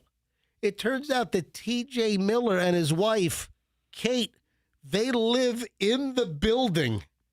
They live on the 5th floor. We were looking at a double unit on the 1st floor. And, I mean, how bizarre. How did we find out that T.J. Miller? Well, because it's a co-op. Yeah. So you have to if you're going to buy in, you got to then be approved by the board. The board has to approve so, it. Yeah. the real estate agent and other real estate agents that we knew were like, you got to start researching and, seeing who's on the board and, make sure that there's not like a conflict. And so, I'm looking at the other occupants in the building. And you just research the real estate records. It's not that difficult. And then Michelle says, you're not going to believe this. Your favorite T.J. Miller lives in the building. Because it's kind of a smaller, old, like 1920s building or something. And so I shot a video with TJ. We talked about it on the show last week, but then it's very funny. If you haven't seen the video of Michelle and me and TJ Miller, it turned out the apartment was available because the previous owner died of a fentanyl overdose, apparently in the apartment. And I didn't know that, but that was confirmed in the video. Go look at the video. I have no problem with getting a nice New York apartment where somebody dies in it. No, I have no problem at all with that. Not an issue. Yeah. Wasn't going to bother me. I may not want to buy a house in Valrico that was the site of a murder, but in New York City, I'll take it. Of course. Same here, Fester. The video of Michelle and me and TJ Miller and the fentanyl story, he does something very funny on the video, so I would encourage you to see it. It's on my Instagram, Certified MJ Radio. That's Certified MJ Radio. I have a question. Yes. And I mean this with respect. Okay. Is Michelle drunk? During the TJ Miller video? Oh, probably. Okay. All right. She had 2 double old fashions. Because you're having. And then Was we I went, looking all happy? You're having the time of your Oh, life. I was having the time of my You're life. hanging on MJ. You're giving peace signs. You're woo. Oh, yeah. I'm like, Michelle's lit. You know what happens when you're sitting down and you're drinking? And then all of a sudden you stand up and you're like walking around and it hits you. I'm like, oh, my God. Well, good. And that was the first time you've been in Ybor City since ever? No, since like since 2008? I don't get that to Ybor a lot. Have you been in the last decade? I was the grand marshal of the night parade like 3 years ago. That's the last time he was in Ybor. And when the parade was over, you kept going. No, right? we went to the Oddities event. Okay, no, you didn't go. You went to like help Julian. It was not like you went to Ybor. I mean, you were in Ybor, but it wasn't like you went there to. This is the first time you went. No, the voodoo chef. The voodoo chef invited me to be a burger judge at the Cuban. All right. Was it the Italian club or the Cuban club? One of the clubs. One of the clubs. Yeah, I was there as One well. of those clubs. Right. So listen, folks. Look at the video. Look at the TJ Miller video. It's very funny. Good. It's on my Instagram, Certified MJ Radio. That's Certified MJ Radio. Coming up in about 15 minutes, we're going to do the Great MJ Morning Show phone system stress test. And I'm not kidding around.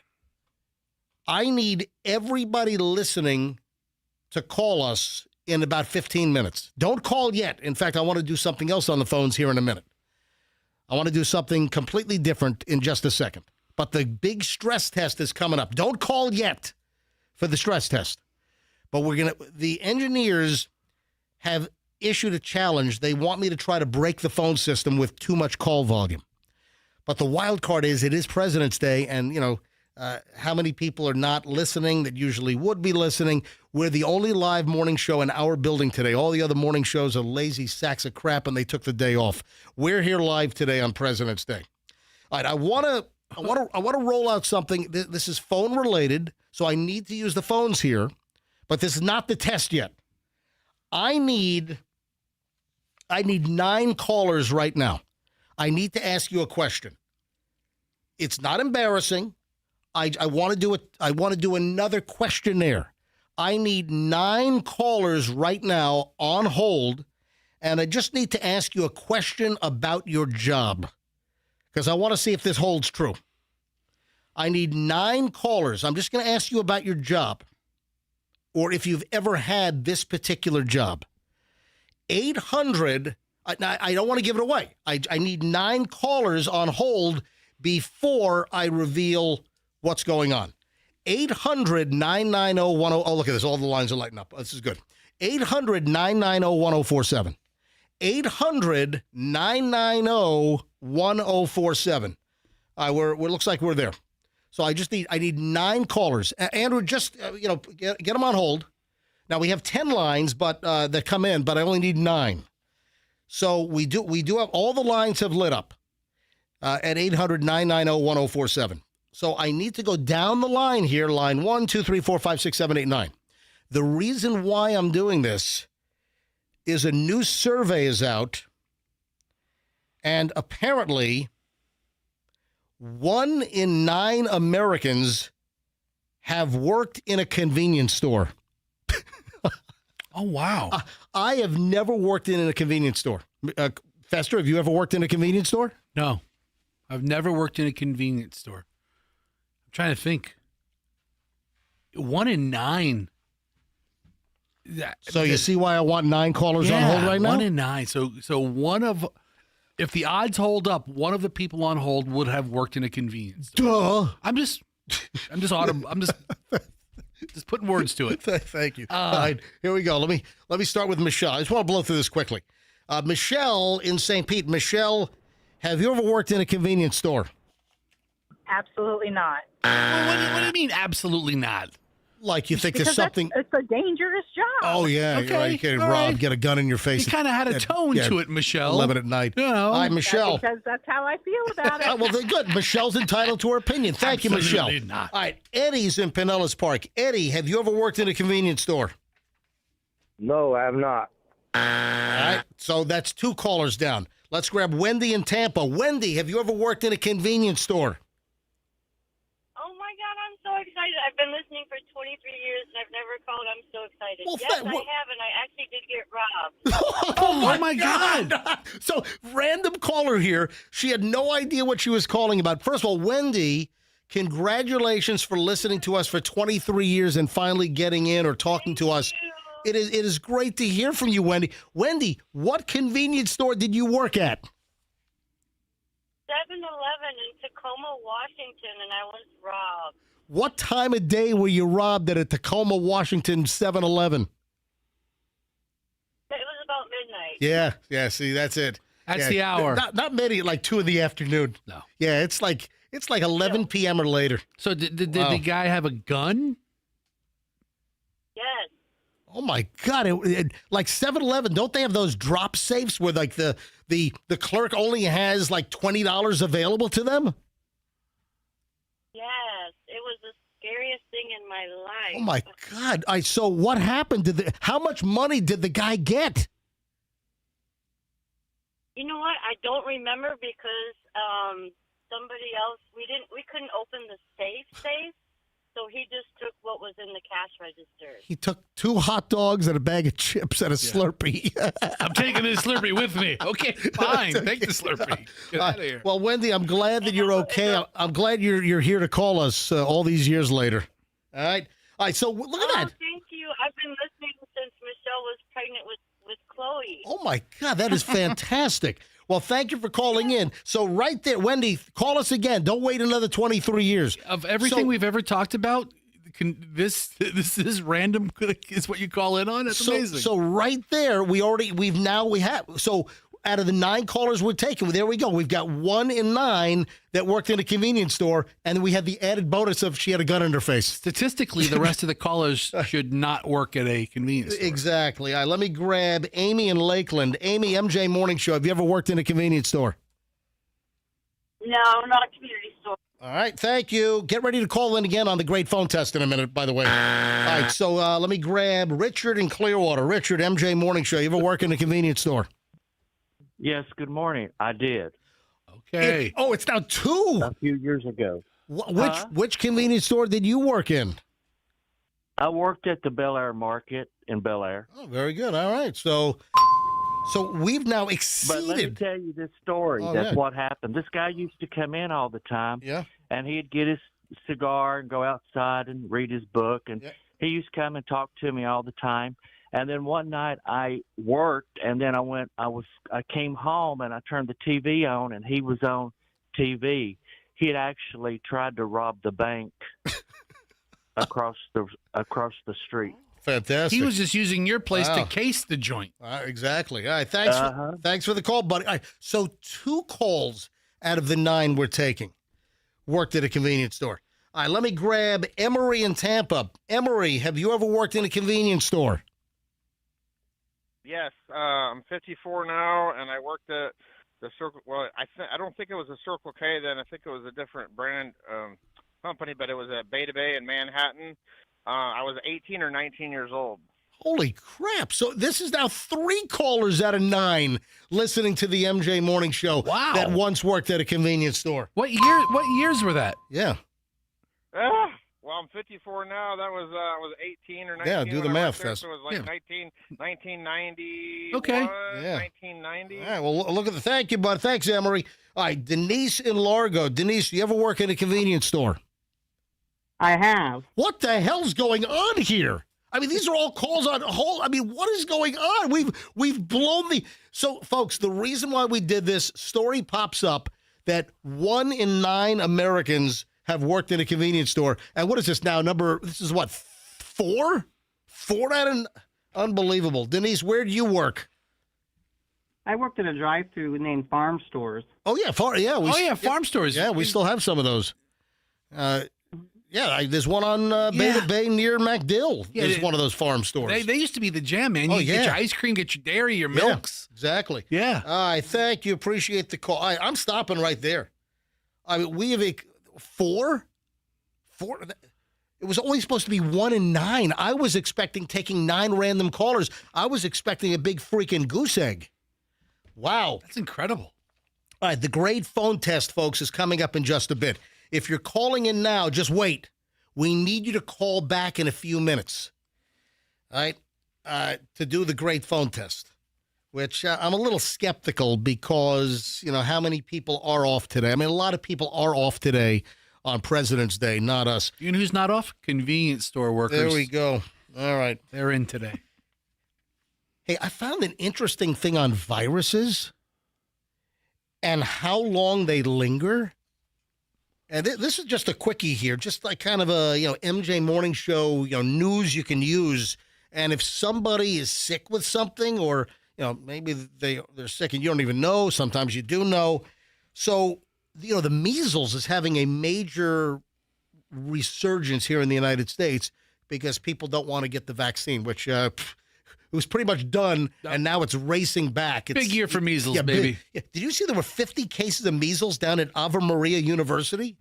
Down in Ave Maria, which is, near what, Naples? Yeah. 50 cases of measles. Are the Catholics against vaccinations? We're in weird times. Well, how old are the people? What? You said 50 cases at Ave Maria University. Ave Maria. Right. Ave Maria. So they've got to be anywhere from 18 to 22. So that means they didn't get vaccinated like 20 years ago. Either 16 or 20 years ago, depending when on. you say measles outbreak, I don't know. That's a lot. I automatically think children. All right. Now, that's not why. That was an ancillary add-on about Ave Maria. But the thing about viruses, and I thought this was interesting, how long does a virus linger? And the measles, is very, very contagious. So how long do you think the measles virus can linger in the air or on a surface? I'm going to tell you. So the measles can be suspended in the air for up to 2 hours after an infected person leaves the room. All right? So keep that in mind. You could have somebody with the measles, and they leave 2 hours later, it's still all suspended and floating around. Influenza, the regular flu A, flu B. That can't be too long. How long do you think the flu can survive on hard surfaces or in the air? I don't know, 5 minutes. All right, the flu can survive on a hard surface up to 48 hours. Really? On a hard surface, 12 hours on a porous surface, and in the air for at least an hour. Common cold, rhinovirus, which is the common cold, can survive in the air for 1 to 2 hours indoors and remain on surfaces anywhere from a few hours to 7 days, depending on the surface. Holy schnitt. COVID-19, when we went through all that crap, virus can be detected in the air up to 3 hours. Survive on surfaces from hours to days, depending on the material. RSV is another one. Not very effective at staying airborne, maybe 45 minutes for RSV. Chickenpox can survive on surfaces and in the air for several hours. TB, tuberculosis, can be suspended in the air for 6 to 12 hours. And on surfaces, TB can survive for weeks to months. That's crazy. That is nuts. All right, norovirus. Man, that's what you call the cruise ship poopers. All right? Yeah. Norovirus can survive in the air for up to 2 hours after vomiting events and spreads through contaminated surfaces. That's where people touch railings or the salad bars or the buffets. That's me. And then they touch their face and mouth, and then you got the squirts, hours later. So there you go. So I just thought that was interesting. Just viruses and how long they can linger in a room or on a surface.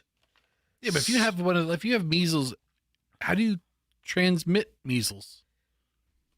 Measles can be airborne or surface. So if you have measles, it's viral. I'm asking. Okay, all right. That's how you transmit it. It's again, it can be airborne or it can be surface. So and measles are. Measles are having a big comeback in the United States. It's the big measles comeback tour. Yay! It's going to be a big year for measles. Big measles tour. All right, here we are. We are just moments away from 8 o'clock. Yes. Ladies and gentlemen, we are 15 seconds away from 8 o'clock. We're going to do the great phone test. Now, folks, if you have never called this radio station, I need you to call this radio station. The time is exactly 8 o'clock. And now we're going to do the test. Let me tell you what's going on. I don't know if this has ever been done. How much ground have we broken in radio broadcasting, Fester, over the past 32 years? I think we're the equivalent to the Neil Armstrong of radio broadcasting when you talk about groundbreaking. And We've done a lot of crap on this show. We've invented a lot of stuff. Oh, look at the phones. They're all just lighting up on their own. So we've done a lot of stuff that has never been done. We've done stuff that's been mimicked and copied by tons of people. And right now, we're going to try to break the phone system. So it is President's Day. We are live. As you know, we've had a major problem with our phones. And our phones have crashed. Just let them ring. Just keep dialing in. So our phones have been a major problem. Today, though, we're the only live morning show in the building. The engineers claim that some rerouting and some adjustments were made on Friday that the phone system is supposed to be much better. That's why Chris was in here all puffy-chested last week saying, on Tuesday, you'll see a big difference. And I was like, why Tuesday? Because all the other stations are off, but we're here on Monday. I got it now. The engineers have issued a challenge. I figured it out. The engineers want us to try to put so much call volume on the system right now, we're trying to break the phones. Wherever you are, I need you to call. If you've never called a radio station before, I need you to call right now. We need maximum people calling right now. 800-990-1047. Right now, you're going to get a busy signal. I need you to get a busy signal. So if you get a busy signal, just keep hitting redial. Just keep hitting redial. 800-990-1047. I need you to try to blow out our phones right now. I need blow MJ out. I need blow me. All right. 800-99 blow this 800-990-1047. Everybody listening. And you that says I'm not calling, call in now. Please, everybody call. If you can hear my voice and you're near a phone, whether it's a landline, a cell phone, if you have 3 cell phones, get them all going. 800-990-1047. Break the phones. We're trying to blow up the phones. All right, so I'm getting text messages from people who are trying to call saying they're now receiving a busy signal. Okay, duh. Because I was saying, all 10 of my lines are ringing. I'm giving you an update If you get a busy signal, yes, that's what. Keep dialing. We're trying to overload. We're trying to flood the system. Call us right now, 800-990-1047, and keep doing it. Don't just call once. Keep doing it for the next couple of minutes. 800-990-1047. Wherever you're listening, I need you to call now. The engineers have said you will not be able to break the phone system. Are you going to go through some of these calls? Listen to me. Yes, I will. I'm going to start picking up some calls here in a second. These callers are taking part in a historic event. It is. So Chris, the engineer, said, I dare you to try to break the phone system now. And I accepted the challenge. So, folks, I want to beat Chris. I want to break the phones. We have to break the phones right now. Right now, they're still ringing. But again, the audience is down because it is President's Day. So, what percentage of the audience is not there to dial? So I need you to call right now. Everybody that's listening, keep calling us. Get a busy signal. Just hit end and hit it again. 800-990-1047. 800-990. Oh, the phone system just died. It just died. The phone system it's dead. The phone system's dead. How can you tell? Everything erased, and it's all locked up. It's all locked up. Andrew, take the overhead camera over MJ's shoulder. The phone system is broken. We've crashed the phone system. The phone system is dead. All right, point to on the board, on your board. People are looking over your shoulder on MJTV. Point to where it's crashed. It's dead. All right, so the screener little window just came up. The board is dead. Yeah, I can't select anything now. The whole panel is dead. It's done. Congratulations, people. Folks, thank you for breaking the phone system. You've made history. This is historic. I was about to take calls. Thank you for calling in. You waited too long. The phone. If you'd have started taking calls, maybe it would have cleared it out and not crashed. That little bit of pressure you could have relieved by taking Phil in Arcadia. You could have saved it, but no. We let it build up. We let the pressure fester. The phone says it's dead. It exploded. So, hang on a minute. The desk set is busted. The whole thing. Andrew, turn your microphone on. This is the greatest and worst day ever. Andrew, would you please confirm the phone system is dead? It looks like it's dead. Let me try calling it. Dude, it's dead. Dead. Look, even the desk set says NeoSip phone is not responding. It just went gray. That's the desk set. Yeah. Oh, man. Oh, yeah. Phones are dead. There's so many people we have just to thank. Texted Max. Yes. He's not going to reply today. It's a corporate day off. All right, hang on. He's not going to answer the phone. That was the entire text. So listen to me. Chris the engineer. So we have Chris and HBO Max, our two engineers. Chris and HBO Max. Chris said to me, I bet you $50 you won't be able to crash the phone system with the new changes we've made. I said, game on, beyond. Oh, hey. So hang on. Let me call Chris right now. I mean, there's so many people we have to thank. We have to thank the listener TJ. We have to thank Crazy Dave. We have to thank Phil in Arcadia. We have to thank Kim the Walker. Chris from Kojaks, thank you. Brett Green, thank you so much.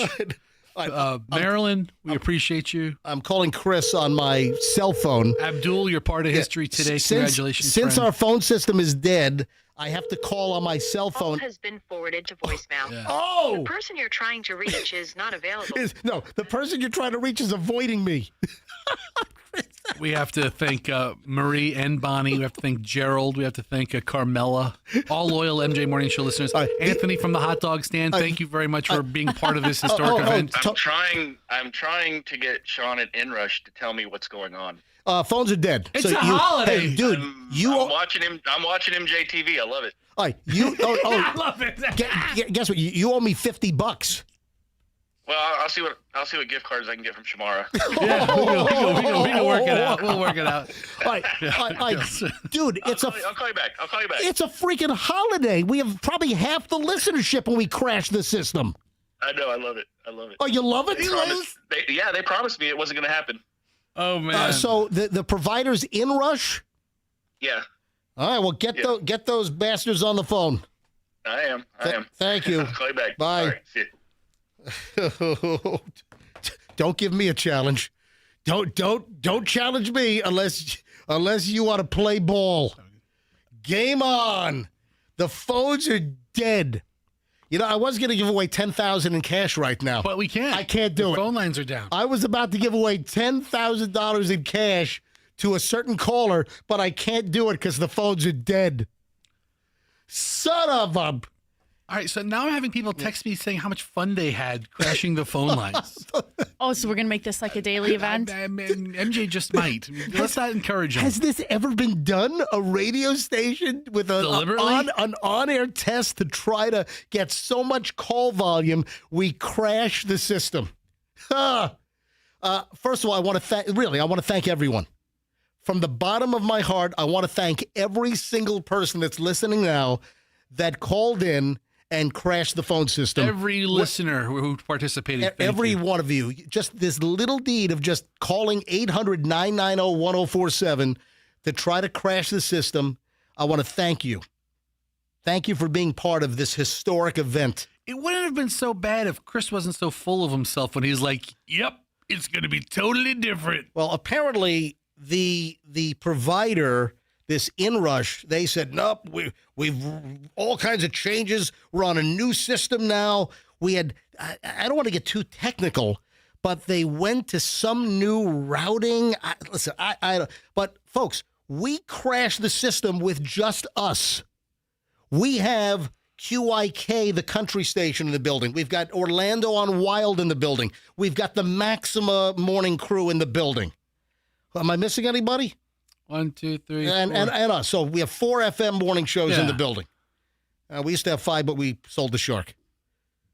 All right. So, folks, we crashed the system on a freaking federal holiday where the listenership is down. Maybe by a third, possibly. Phones are dead. We crashed it.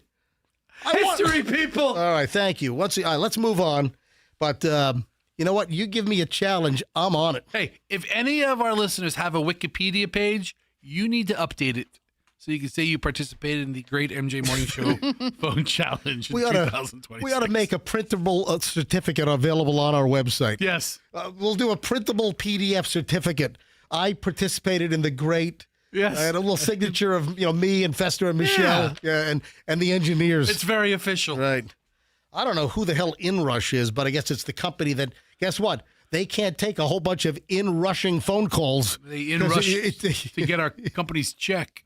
In-crash. That's what it ought to be. Let's rename it In-Crash. We're going to in-rush and get the money, and then we're going to in-rush and crash your phone line. That's how we do here at in-rush. So just a couple of Valentine's Day follow-ups. Where did the picture come from? Michelle, did you find the picture that someone said that there were roses at Publix for $199? Yes. Where did you find that? Was on Tampa Reddit? I think so. I saw roses at Publix for like $25, and I was like, okay, that's a little bit high compared to what rose prices were. I think I even said that on Friday. But $199? Is it a whole bouquet? Because I'm talking about the bundles that are in the buckets of water that you have to. If it's a produced piece, those floral arrangements get to be pretty expensive. All right, so wait a minute. What they had done was they had maybe dipped the tips in some kind of shiny little glitter things. So it was called the glitter rose bouquet. Michelle, how can that be $199? I don't know. I don't know who was going to buy that because the flowers are going to die anyway. So even with or without those little sparkles on there. So Publix has, the flower cooler cases, and somebody took a picture and they posted it on Tampa Reddit of, it looked like a dozen roses. The roses look nice, but there was a goldy glitter on the tip of the roses. I mean, a little gaudy for my taste, but you put some sparkles, you dip it in glitter, and suddenly it becomes a $199 bouquet? I need more explanation on this. I mean, is that real? I'd like to know, what is the purpose if it's just a visual appeal? Who, has this been sold in the past? Are people buying this? Are they ordering it? I got a text message because listeners can't call in. Our phones are dead. It's from Michelle. Yes. And she says, yes, she saw one for $175. At Publix? But she said it was a huge arrangement in a very nice vase. Yeah, so this was like a normal vase or vase, and it looked to be a dozen. The vase was huge, according to Michelle. The price tag in the Publix cooler was $199. Anyway, strange. Oh, and speaking of the phones being dead, if you... hang on a minute. What, InRush guys are really sensitive? Apparently, don't talk about the company anymore. All right. Well, maybe that'll be the prompt of the catalyst to figure this out. They get butthurt over that. So, here's the deal. They're in the wrong business. If you haven't seen the video with our successful phone test, I shot a video yesterday and put it up on my Instagram. So on my Instagram, Certified MJ Radio, I was sitting at my kitchen table. I pulled out my old red bat phone, the old desk phone, the hotline red phone. It's a Western Electric 2500, which, by the way, if anyone can fix that phone, I can believe this. So I have this Western Electric 2500. It's this old red desk set. You'll recognize it. It's a push button. If you want to see what it looks like, go to my Instagram, Certified MJ Radio, which, by the way, I'm in my underwear. So I shot this at my kitchen table yesterday morning at 8 a.m., and I was like, hey, it's MJ. I'm sitting here at the kitchen table in my underwear, and I want you to help us with this great phone test tomorrow morning. And I said, no, I'm really in my underwear. So I actually stood up so I could I showed people I was in my boxer briefs. So that video is on my Instagram, at Certified MJ Radio. But all kidding aside, if anyone listening knows how to fix and put in the new touch tone panel and do the polarity thing, I need somebody locally that can fix my Western Electric old touch tone landline red bat phone desk set. If anyone knows how to fix these things, just send me an email, mj@mjmorningshow.com. That's mj@mjmorningshow.com if you can fix my phone. mj@mjmorningshow.com. So, Fester. Yes. The guy that was going to fix my phone, he was like up in Illinois. Right. Died. Oh, no. I was about to ship my phone, and the guy... What? Yes. What, did his wife call him? He's like, no, don't chip your phone. The phone was disconnected, and then I was emailing, and then I get an email back. Yes, I'm sorry, but Perry passed away. I'm like, oh my God. Sorry. I was about to get my phone fixed. Sorry to hear sorry for your loss. What the hell? Do you know anybody else who could fix my phone? Oh, and then you're going to love this. So then I visit the Connecticut Radio Museum. This is a couple of months back. Mm-hmm. Michelle and I were visiting Chloe up in the Hartford area. How boring is that? Chloe's at law school, right? So there's the Connecticut Radio and TV and Communications Museum. It was really great. Yeah, sounds like a great time for nerds. Listen to me. So they have all kinds of old telephone equipment in there. Is it the Vintage Radio and Communications Museum of Connecticut? Yes. Oh, it's so what it's a dork. It's in Windsor, Connecticut. The place was great. Oh. So I went in, right? And they have all kinds of old telephone equipment in there as well. It's radio, TV, communications. Hold on. According to their website, the February swap meet has been canceled. All right, whatever. What? All right. So listen. So with all the phone stuff in there, they have all volunteers and old timers in there helping out in the museum. I'm like, hey, anyone know who can fix my telephone? Right? And they said, oh yeah, he gives me a number of a guy out in Arizona. I call the guy in Arizona after I find out that the guy that was going to fix the phone has died. Mm-hmm. So I've got a second guy. I call him. He's like, hello. Oh, no. I said, yeah, hey, I got your name that you could possibly fix my old telephone. He's like, I'm down for the count. I'm in the hospital with kidney failure. I'm like, oh my God. Yeah, I mean, you want to talk about a segment of society that's dying. Our greatest generation, the ones that can actually fix stuff. Right. Just like landlines. Yeah. Hey, can I just rip that, that old, GTE, Verizon, Frontier, the old, the light green phone stalk box that's in the yard? Can I just take a sledgehammer and bash that thing out of the ground? Yes. Yeah, I have one in my neighborhood. Why can't I just run over it? I've got one in my yard. Yeah. Why can't I just rip it out? I don't have a copper line anymore. That went away probably, 10 years ago. Who takes them out? Do you have to call and complain? Yeah, yank it. I mean, I can't imagine there are any copper lines still. Anyway, we got to get to the Savannah Guthrie pile. Man, this is just... Michelle, I've got questions to ask you. The Savannah Guthrie stuff is just... It is heartbreaking beyond description.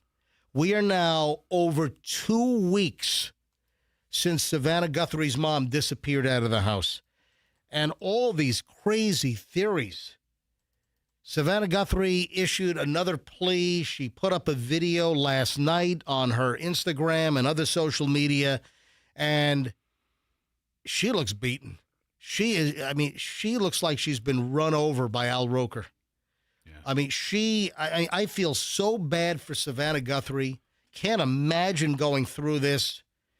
And here's her latest plea if you haven't heard it yet. I wanted to come on, and it's been 2 weeks since our mom was taken, and I just wanted to come on and say that we still have hope, and we still believe. And I wanted to say to whoever has her or knows where she is that it's never too late. And you're not lost or alone. And it is never too late to do the right thing. And we are here. And we believe. And we believe in the essential goodness of every human being. And it's never too late. So just making a plea to the captors, if she's still alive. I mean, this is a little bit of a morbid question. Festa, do you think that Savannah Guthrie's mother is still alive?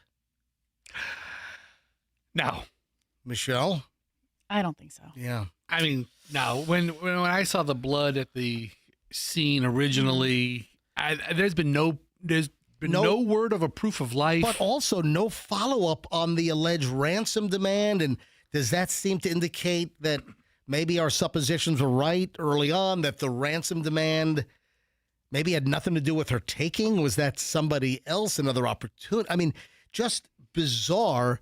And you can hear the absolute desperation in Savannah Guthrie's voice. I can't imagine what she's going through. My heart breaks for her and her family. I mean, this is one of the craziest stories that you can imagine. But how does she go back to doing a cooking segment on the Today Show? I don't know. That's after this. Well, I mean, she is, for all intents and purposes, is she damaged goods at this time as far as that role? No. Hold on. Why? Because No. I can't think of anything else beyond this tragedy in her life. Right. So when you look at her, what are you going to say? I don't feel a way about anybody on the news. Right. But with her, there's this instant, when they don't want the sympathy in that role. No. Does that make sense? And you've said that from day one. How does she go back? How does she go back? And you know what? Now there are news reports that are saying that she is seriously considering not returning to the Today Show. Well, she's going to be at the Los Angeles Olympics in 2028? Oh, no. What's going on with the phones now? I hear a repeater in my ear. Yeah, so the phones were up. Hold on. Are the phones coming back to life? No, they're not. The phones are dead. And now causing it to repeat. Is this printing on the air? Echo. Yes, it is. Okay. Echo. You don't need to say echo. The echo is already there. I know. I need to bring it down. Yeah. All right. So the phones work, Andrew said. The phones are not working here. The phone, my handset. All right, then put them on hold next time. Hold on. My handset is, the desk set is dead, and the board is dead. So, and nothing's showing up on the screener. I mean, Savannah Guthrie's always had this, intelligent cuteness to her and bubbliness. Let me go that back was to perfect for morning TV. Hold on. Let me go back to what you just said. Is she damaged goods? No. Listen, if Savannah Guthrie, if she wants to go back, however this ends, whether mom returns safely, that obviously that's an easier pathway back, or if mom is never found, if something bad happens. How does Savannah Guthrie interview from the Oscar red carpet? Listen, if she wants to come back, she could come back. I don't think the audience thinks she's damaged goods. No, I think that's what Fester's thinking, is that a lot of people watching it have now a different opinion or a different feeling about her. Either they feel very, sorry for her or sympathetic, or maybe they're angry that she got so much coverage. Like, there's just so much more. She's now become a story, which I think is like one of the rules in journalism, is that the journalist should not become the story. And she, unfortunately, is now the story. And I'm looking at all these photographs from Google Images of Savannah Guthrie, where she's smiling effortlessly, and she's super, engaging and endearing and warm and bubbly and friendly and cute in her way for morning TV, and great. Right. But there are multiple stories, and I have a bunch of them here. I've got Page 6, New York Post. I've got the Sun, Daily Mail. Here's the New York Post. Savannah Guthrie off Today Show for foreseeable future amid hunt for mom. This is the Sun. Savannah Guthrie looking to quit Today Show for good, as TV segment filmed months before kidnapping made mom a target potentially. And we're also hearing that Savannah feels guilty about the November sweeps piece, where all of the Today Show anchors and personalities, it showed the home. They went home to visit their mothers or whatever. They did a whole piece back in November. And Savannah is now beating herself up. Did that make her and her mom a target? But then, Michelle, we're also hearing, where the hell is the theory coming from that it was a botched robbery? And if it's a botched robbery, why do you take an 84-year-old woman? Well, there is a theory about where that theory is coming from. Let's hear the theory about the theory. Because this newscaster who, she's kind of like one of those true life crime YouTubers, but also she's affiliated with, I think, one of the Tucson local stations. Okay. And so she published that like, oh, this is the new theory. But both Sheriff Nanos and the FBI have said they have no idea where that is coming from. Savannah has hired her own people. And that's who is now disseminating a lot of the information. And that's why you see. So what's happening is you'll see her deliver a message that maybe doesn't run quite as in sync with what our federal, right, with either the FBI or the sheriff's office. Sheriff, yeah. Right, because right now we all think that there's DNA evidence that is forthcoming. We are going to they're going to stick it in CODIS today, and we might actually have a person. And yet she's delivering a plea like this. And so you're kind of like, why is she seeming like we still don't know anything if both the FBI and the sheriff are like, we've sent this information to the lab here in Florida. They're double checking something that they have to do with the DNA before they stick it into CODIS to find, or hopefully, match it up with somebody. And then if they don't find him in CODIS, you know what they're going to do next. What are they going to do next? Stick it in the genealogy databases. Okay. Oh, that's right. That's how they found like 23andMe type stuff. Yes. Or the Mormons. You have 23andMe. You have the Ancestry.com. Yeah. Right. So, and numerous crimes have been solved with distant relatives. By finding out who the relatives are and finding out who the common person is. Finding cousins and then backtracking. But here's the thing. Wasn't the Koberger I think that was one. That's what people are mostly citing. The college students that were murdered up in Idaho. Yeah. So here's the thing. Sheriff Nanos has said that when he texted Savannah, she said that she has her own people and doesn't need him.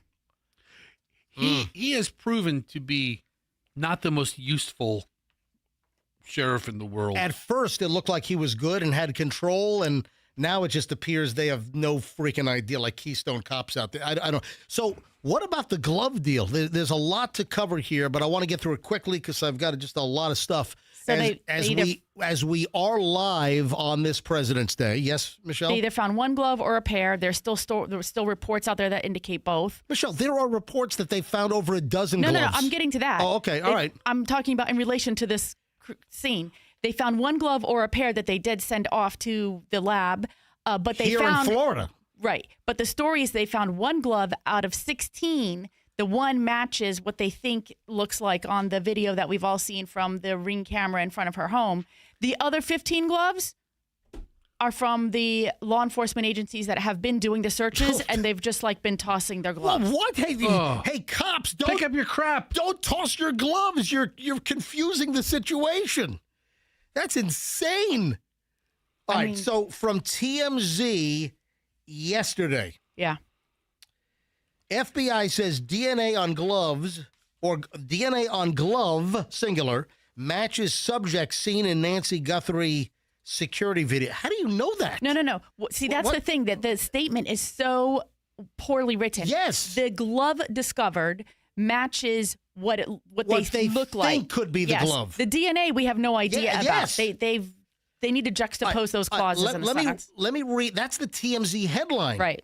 The investigation into Nancy Guthrie's case just took a major forensic turn. TMZ has confirmed. An FBI spokesperson tells TMZ a glove recovered in the case contains a DNA profile that appears to match the glove worn by the unidentified subject captured on the security camera footage released. So there's a comma that's missing. Hold on. They don't know who the subject is. How do you? No. It says there appears to be DNA. What was the word after DNA? An FBI spokesperson tells TMZ a glove recovered in the case contains a DNA profile. Period.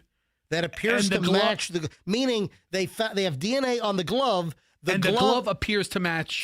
But we don't know if it's the actual glove worn by the perp. Right. That's the deal. It's a poorly written sentence. Oh my It's terrible. God. I mean, just this whole freaking case already. It's been 2 weeks. It feels like it's been 2 years. Yeah. But I sure as hell hope it feels like it's been a long time. I It's been sure 2 as weeks. hell hope that Savannah Guthrie gets some closure soon on this. And obviously, we're all hoping that she's being held somewhere, and they're giving her bottles of Ensure, and that she has some kind of medicine. Somebody care for her medically, or at least look at her medically, even if she's in some crazy witch camp in the middle of Central America. I don't know. And then we have the incident on Friday where they did go to another house again with a search warrant, and supposedly 2 people were required to exit the property, a man and a woman. Then there was the gentleman who was pulled over in the Culver's parking lot. The silver Range Rover at the Culver's. That car is... Guys are trying to get a Butterburger. It's impounded. That car's impounded. Yeah. You could see them sealing Is that it. is that the Range Rover? The Yes. Range Rover that supposedly Oh, my God. some internet sleuths have discovered that it was just recently sold, maybe as recently as like Friday or Thursday of last week, from this little janky like used car lot that none of us would ever go visit. Except that this dude apparently who runs the shop is shipping cars overseas. Yeah, so it's like some like crazy buy here, pay here, janky hut, like some kind of. It's a small independent used car lot who does international business. Michelle, there's a ton of them in Tampa. Yeah, that's how your plumbing pickup truck from Texas ends up with the Taliban over it. All right, so that's how come the lowest ranking prince in Saudi Arabia is driving your totaled out BMW. The dude is pictured with some dude from the Middle East with like looks like a sheik or something. They're like, why is this guy who's here like seemingly operating this little car dealership having his picture taken with what sheik. appears to be very wealthy and affluent individuals in the Middle East? Michelle, yes. What is the story from CBS 5 in Tucson that came out yesterday that now they think it was a burglary gone wrong? Where did that come from? That's what I said. It's from Savannah's sources. Those are Savannah's investigators. But again, that's the theory. The theory of that theory being published is that those her investigators have given that exclusive theory information to this outlet, whatever it is, because it's the news outlet in Tucson, but she also runs a YouTube website that broadcast or whatever. And so because Savannah has pretty much apparently told the sheriff, even with his own admission, that she said she doesn't need him, she's got her own people. And I don't know to what extent she's also maybe said this to the FBI. So since they're both denying that theory, the only other place that theory could come from is someone who's working for Savannah. Listen to this guy on MSNBC, now called MS Now. Listen to this dude over the weekend, Alex Tabbitt, and what this guy said. What's also interesting about what happened Friday evening and Saturday morning is not just what we know, but also the number of false reports that came out over that time span. We saw multiple people, we saw reports rather saying that multiple people were arrested. That is not true, according to the Pima County Sheriff's Department. We saw reports that the home belonged to a former county attorney. What? That is also not true, according to the Pima County Sheriff's Office. And we saw a report that a suspect had fled the scene and later died by suicide, which once again is not true. And all of that speaks to an interesting and somewhat dystopian dynamic on the ground here. The misinformation, the crap that is floating around on like X, that's just completely false. All of these little armchair investigators sitting at home, just the garbage that is being put up that people are believing. This guy continues. There are hundreds, if not thousands, of members of the local, national, and international media here. But there are also hundreds of influencers. And in these moments of developments in this story, they will go live to their hundreds, if not thousands, if not tens of thousands of viewers, and I will overhear them just say things that are not based in fact, things that are not based in reality or have been checked with the local authorities. And it's interesting to see in real time, outside of Nancy Guthrie's home or outside of a crime scene or outside of law enforcement activity, see how some of these comments that are made without regard to the fact that a woman's life potentially hangs in the balance here, how those little comments snowball into this misinformation and disinformation. So these influencers, what's different here is you have people that are setting up tents. Typically, you would have all the local TV stations. You'd have the national. You'd have Fox News and CNN and the local channels and NBC Nightly News and ABC and CBS and Reuters and AP. But now what's going on with the internet and everyone with a podcast, everybody with a freaking... They're live on the scene. Exactly. So you have all these influencers, these pseudo-reporter influencers that are also mingled with the regular media. And they're doing... So that reporter from MS Now says he's heard that these influencers go live, do video live streams, just blurting out crap from their ass. Or they at least talk about it and expand. Like, what if she had a gambling debt? What if she was a degenerate gambler we didn't know? And they go down that rabbit trail of falsehoods that there's no proof. Little did Savannah know her mother was really a high figure with the Sinaloa drug cartel. Yeah, these are all crazy scenarios. This is junk. It's garbage. They want these like influencers that are clogging up the works. Just go home. No, they're just getting started. I think you're right, which unfortunately... The longer this takes, the more people are going to come out and try to help. I can help.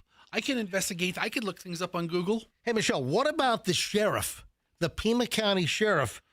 What about him saying that the search could take years to find her? What the hell? He was asked, I thought it was by the Hollywood Reporter, but somebody else said no, it was another news organization, maybe the New York Times, maybe he said it to both, that he was asked about, how long, are we getting close to some resolution here? Like, what about the evidence you have? And he was like, it could take months, it could take years. I'm like, oh my gosh. Like you know what? That's why Savannah's fired you. Yeah. For all practical purposes, she's fired you. That's what I want to hear from the sheriff leading the investigation. Could take months, could take years. This goes back to what we said last week. They don't have anything. Right? They have nothing. What do? The eyes of the world are now on their weird little county, a border county, right? It shares a large border with Mexico. It has one metropolitan area, Tucson, and a lot of cactuses. Cactuses, but and everybody's looking at them. Bing, bing, bing. Ricochet rabbit. All right, so I have questions. Why would you announce that you have DNA from the glove? If, let's say, one of the found black gloves was used by the perp, why would you say you have DNA from the gloves? Why would you want a potential suspect to go underground? I think that's one of the issues that a lot of people are having. Is like, you haven't been able to tell us even what kind of pajamas she wears, right? Like, does she wear a nightgown? Does she wear whatever? Or whether it was a break-in or not. Was it a forced entry? But you're going to announce to the world that we have DNA of a glove that seems to match the one that the dude was wearing at her doorstep. And so, oh, by the way, if you know it's you better get to scooting now. Yes, let's go running. Why wouldn't you just? Get the DNA from the glove. First of all, we don't even know if the black glove that was found is the glove that the guy was wearing in the Nest doorbell footage. We don't know. But if he thinks it is, then he's gonna go underground even deeper. What you do if you think it is a potential clue, you have DNA from a black glove that's similar.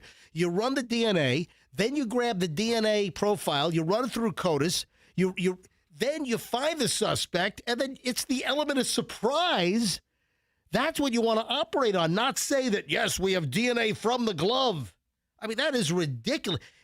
This whole thing just seems like it's a debacle on so many fronts. And then we get the story over the weekend that now they're using I got to wrap this up because I have so much more we got to get to.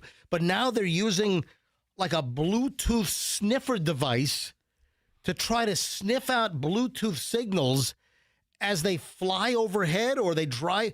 I mean, do you know how much Bluetooth crap is out there? I got Bluetooth on my phone. I got Bluetooth in my car. Your AirPods are Bluetooth. I have 15, 20 Bluetooth devices at my house. Exactly. But also this late in the game, like... Where were you 2 weeks ago with this? 2 weeks ago when everybody was saying, what about her pacemaker? Is there something we can do with it? And nobody ever said anything. And 2 weeks later, hey, we've got a sniffer. It might be able to sniff it out. There's still nothing they can do with it. They were right the first time when they said there's nothing we can do with it. Right. But now they have to look like they're doing something. I mean, it just feels like it's a little late. Nancy Guthrie, authorities are able to track her pacemaker from within 800 feet using a breakthrough new Bluetooth sniffer, the creator of the technology told the Post. Now, if the pacemaker has a certain signature that the Bluetooth sniffer can absolutely hone in on? Maybe. Cops have been spotted flying over the Arizona desert using an FBI scanning device that can track a working Bluetooth device in the hopes that they can home in on the pacemaker that Savannah Guthrie's mother has. 800 feet reliability. Former NSA agent David Kennedy, who's working alongside law enforcement on the case, told the New York Post when asked for the range of the devices. Bluetooth communicates at 2.4 gigahertz, the same as all your other wireless devices. In a perfect world, there's no wireless devices, no obstructions. Okay. And anyway, so are they able to get a signature? No. I don't know. The original Savannah Guthrie plea with the sister and brother, the siblings, she said, hey, we need proof of life. There's been no proof of life. The second one was, we'll pay. But no one seems to want to grab the money, even with the ransom demands. You have the address, you have the Bitcoin address. Clearly, it just seems like there's a lack of communication in trying to pay the ransom, because who's going to send $4 million or $6 million to a Bitcoin chain without proof of life? Right, and that's the one thing they asked for it, which I don't feel that they've received, because there has been no... You know what? In kidnapping world, that's reasonable to ask for proof of life before you shell out $6 million. Wow. Kidnapping 101 with MJ. Thank you very much. Yes. It's just a tragedy any way you cut it. But yeah, I don't see her coming back to the Today Show to sit on the couch with Al Roker and who's the good looking guy that used to do the video show on MTV? Carson Daly. Carson Daly. Yeah, I don't picture her sitting between Al Roker and Carson Daly just cutting it up. And then, just to sum things up, there's a whole memorial set up near the house where people are dropping off flowers and everything. Some guy gets out of his car in a full-blown bunny suit. I'm like, what? There are pictures. Look at this. The guy's wearing a full-blown bunny suit. All right. Putting flowers on the roadside near Savannah Guthrie's mother's house. That's when you start looking at local radio morning shows. Unbelievable. All right, we're going to send Skitch out to the memorial in a bunny suit. Skitch, you on the line. 8:42 at the MJ Morning Show. So that's our Savannah Guthrie pile for today. And again, I'm just hoping for a positive resolution here. Can't imagine what Savannah's going through. Do you know about the leaf test? What kind of leaf? You know, speaking of social media and influencers and all kinds of crap, apparently these two individuals did a video as a freaking joke, and then it takes off online, and now people have turned this into an actual test. There's an 11-second social media post that's on Instagram and TikTok, and the video shows, in this clip, a woman shows her boyfriend a leaf, and they called it the leaf test, but it's a parody. It's a joke, but people are glomming onto this. So what is the leaf test? I'm going to play the audio. Hang on. Where's the leaf test? Hang on, man. I can't see all these little things. Hey, Andrew, can you tell me where the leaf test is on here? Because I can't read all these things. All right, right column, second from the bottom. All right, here we go. I think this is it. I found a leaf. It's beautiful, just like you. Oh, was that? All right, sorry. I was just putting myself out. So that's it. So the woman finds the leaf, and then you're supposed to hear what shows the boyfriend the leaf, and then you're supposed to hear what the response is. And if they say, oh, it's beautiful like you, then he passes the test. This was a stupid and just a joke that now has turned into this social media event where people are now seeing if their boyfriend passes the leaf test. I will say, that's a good-looking leaf. That's a maple leaf. I mean, that's a full maple leaf. It's orange. It's very bright. It's Seems like it's a little dried out. It's a very large leaf. The large leaf. It's fully intact. This might be the largest maple leaf I've ever seen, actually. I found a leaf. It's beautiful, just like you. Oh, was that? All right, sorry. I was just putting myself out. I mean, folks, the stuff that people are glomming onto and jumping onto on social media, these stupid tests, these challenges. I mean, just knock it off. I got bad news. Guess who's been hospitalized? Guess who had an incident, I guess, on an airplane? Somebody famous? Yeah, an in-flight emergency. I'll give you a hint. Let's do it. Tone Loc? That is correct. Oh, no. Tone Loc. Let's do it. All right, he's still alive. Tone Loc was hospitalized in Georgia, suffered a medical crisis on the way to a parade in Alabama. Yeah, some Mardi Gras parade. He could have been heading to the night parade in Ybor on Saturday night. Tell you what, man, this is tomorrow's Fat Tuesday. All the Mardi Gras festivities are happening over the weekend in different parts of the, especially around the Gulf region. Yep. So, listen, I have a statement from the crew of Colossi in Alabama. A representative for Tone Loc told TMZ he's okay. He's on his way back to L.A. now. The rep neither confirmed nor declined the medical incident announced by the crew of Colossi. The statement that went out, Tone Loc appearance as crew of Colossi Grand Marshal postponed. The crew of Colossi regrets to announce that Tone Loc will be unable to serve as the Grand Marshal for today's February 14th, 2026 Mardi Gras parade in Dothan, Alabama. Oh, no. While traveling from Los Angeles, California to Dothan early this morning, the artist experienced a medical emergency and was admitted to the hospital in Atlanta, Georgia. Out of respect for his privacy, see, this makes sense. He was flying L.A. to Atlanta and then a commuter flight from Atlanta into Dothan, into Alabama. No direct flights from LAX to Dothan, apparently. Unfortunately. Yeah. So while traveling, he experienced a medical emergency, was admitted to a hospital in Atlanta. Out of respect for his privacy, no further details are available at this time. Man, I wonder if anyone has, video of whatever medical episode Tone Loc had on the airplane. I mean, everyone's got cameras. If something happens on a flight. But do you know that's Tone Loc? Yes, it's Tone Loc. You know him from his 1980s album cover, but you don't know what he looks like today. Let's do it. He looks just... I had Tone Loc in my studio in 1989. Yeah, now he looks like a... He showed up... 60-year-old, gray-haired, kind of overweight black guy. I mean, he looks like... Tone Loc was, during, Funky Cold Medina and Wild Thing, I get, $50 to make you holler. So when he was hot, Tone Loc was making appearances, and he was doing a show in Virginia Beach, in the Norfolk, Virginia Beach area, and I was doing nights on Z104, and Tone Loc came into the studio on my night show. I had him in to promote the concert live in my studio. Nicest guy in the world. And he's like, let's do it. Let's do it. Yeah. Let's do it. How old were you then? Let's do it.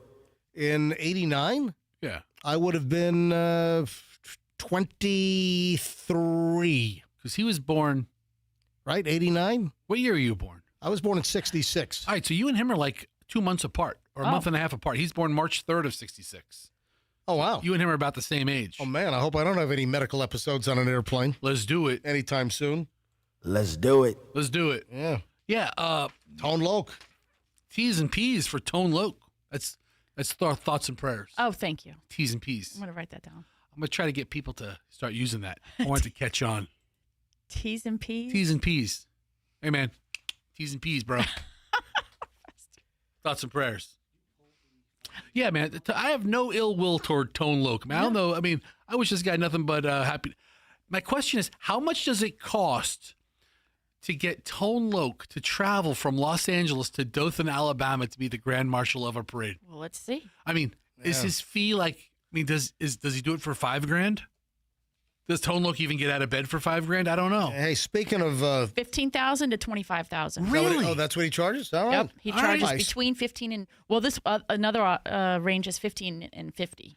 All right. So speaking of incidents on airplanes, I typically don't talk about situations that happen on foreign airplanes, but man, there was a brawl on a Turkish flight. I guess it was a Turkish flight, so Turkish Air, heading toward the UK. Well, let me guess. Rob Bass was on that flight. No. Okay. Let's talk about your favorite 80s rappers. All right. So, I mean, this is in air. This is on the airplane. This is a 3-minute clip of an absolute melee on a flight from Turkey back to the UK on a Turkish Air flight. I mean, Andrew, it's like 3 freaking minutes of this. I mean, I'm hoping Andrew got all the curse words. I mean, It's in Turkish. They have British accents. There are Brits on this flight. All right, so the reason why they're heading from Turkey back to the UK, so mostly Brits are on this flight. Total brawl on the airplane. I mean, total melee. Why am I mentioning this? Guess what the flight was? Nothing beats a Jet2 holiday. It was. It was a Jet2 holiday. Nothing beats a Jet2 holiday. She's right. It was a jet. So I don't know. I guess it wasn't. You could say 40 pounds per person. I That's guess 160 pounds for a family of 4. So Jet2. They're the tour company, or they put the packages for vacations together. Jet2 holiday. But of course, we had that meme floating around where people were using this audio bite. People were using the nothing beats a Jet2 holiday when, crazy incidents were captured on video. Nothing beats a Jet2 holiday. And right now, you can save £50 per... Right now, you can get the living crap beaten out of you on an airplane ride back to the UK on a Jet2 holiday. Jeez. I mean, total freaking chaos. That's 200 pounds for a family of 4. Yes, exactly. Oh, hey, would you like to hear the whole thing? I would. I like this. Hang on a minute. Here we go. Oh? Yeah. You get your teeth knocked out. I actually follow her on Instagram. Who? Oh, you do? The voiceover actress. Yeah. Really? And the only thing she's done is like the Jet2 holiday thing, and she goes into like a deep dive on how many takes they did and how the voice inflection. Nothing beats a Jet2 holiday. And then how you have to whimsically say, that's 200 pounds off for a family of 4. Oh, my God. It's like the greatest thing ever. She did a deep dive into the voiceover of that. Oh, that's fantastic. Oh. Yeah, man. Jet2 holiday has a lot of good trips. Who is the celebrity chef that you give me a look every time I try to pronounce his name? Only because you pronounce it like an ass. Guy Fieri. So you're not supposed to say Guy. God, who cares? You're not supposed to say Guy Fieri. It's like there's a weird inflection. It's like Guy Fieri. There's a weird little. Anyway, this guy has put everything in his mouth, right? He's eaten a lot of stuff. Right. He's been to a lot of unique places. Do you know what Guy Fieri won't eat? I have a list of things that Guy Fieri won't eat. I mean, is it like vegetables or oysters or something? Just hang on. When we get back, the stuff that Guy Fieri will not put in his mouth. We'll get to that coming up. Oh, and then a father on Southwest is getting slammed. So Southwest Airlines, of course, the recent change by having to select a seat and pay for it, or just wait for randomization by not paying at the end. Dad's getting slammed for something that he did. Where do I come down on this? You'll find out in a second. Oh, marijuana smokers, be on alert if you go to this restaurant. I'll explain coming up in just a bit. And this is bizarre.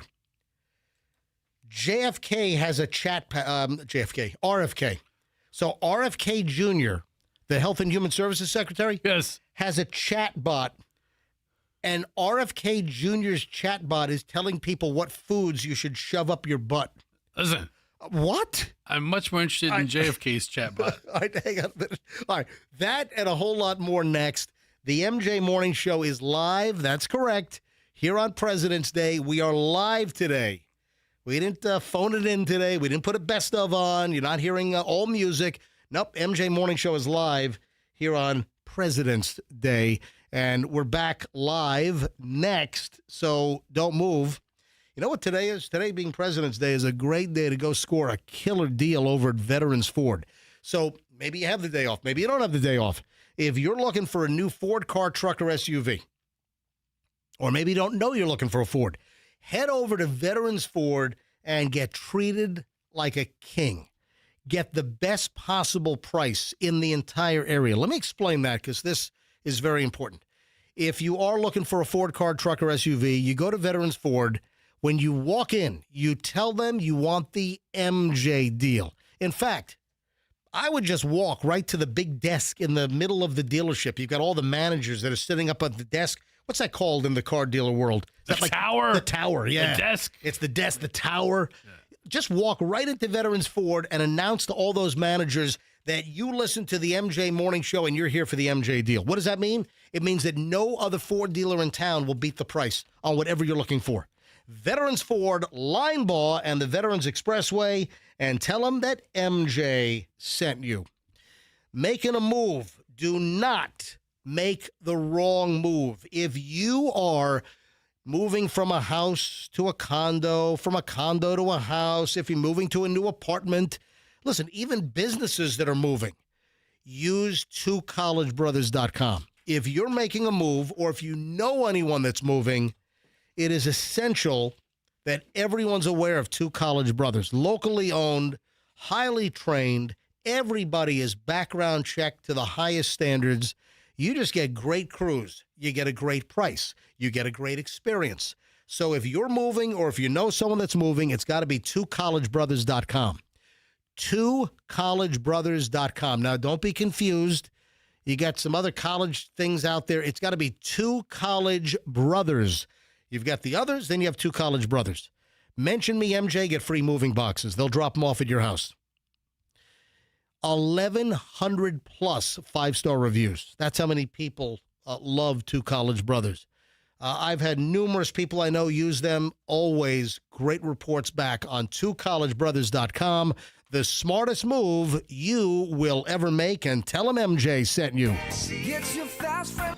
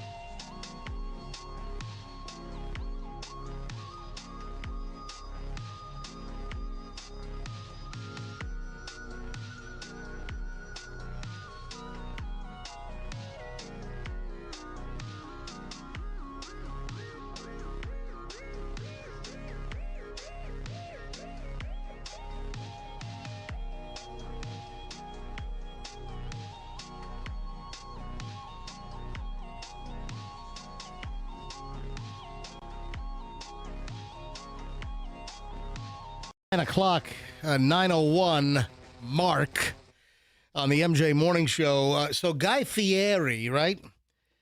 I thought this guy ate everything. You know who did eat everything? Bourdain.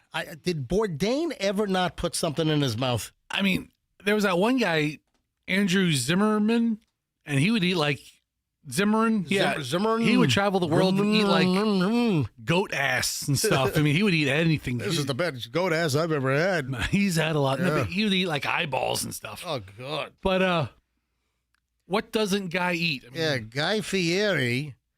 Like, I have a friend who's dead set against peas. He won't eat peas. Dude, I just bought 2 bags on Friday.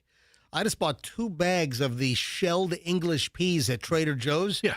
I eat those things like they're gummy bears, and it's a little bit of a healthier option. Michelle, you've seen me. Yes. I just grab Yes, handfuls. I've seen you. I buy the shelled English peas at Trader Joe's, and something changed. They went to a different brand. The Trader Joe's in-house brand has not been available for quite some time, and they've gone to a different package. But listen, the quality seems to be the same.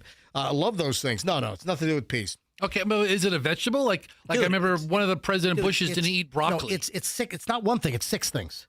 Oh, I've got okay. I've got a list of 6 things that Guy Fieri will not eat.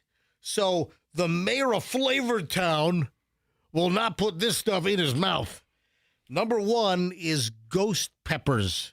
Okay, duh. One of the hottest peppers with about 1 million Scoville units. Does that need to be on the list? I won't put something in my mouth that melts my face off. My brother will put ghost. My brother loves the hot sauce challenge. All right. Great. What a weirdo. Guy Fieri will not eat peanut butter hamburgers. You know those places that just try to do everything to F up a hamburger? Yeah.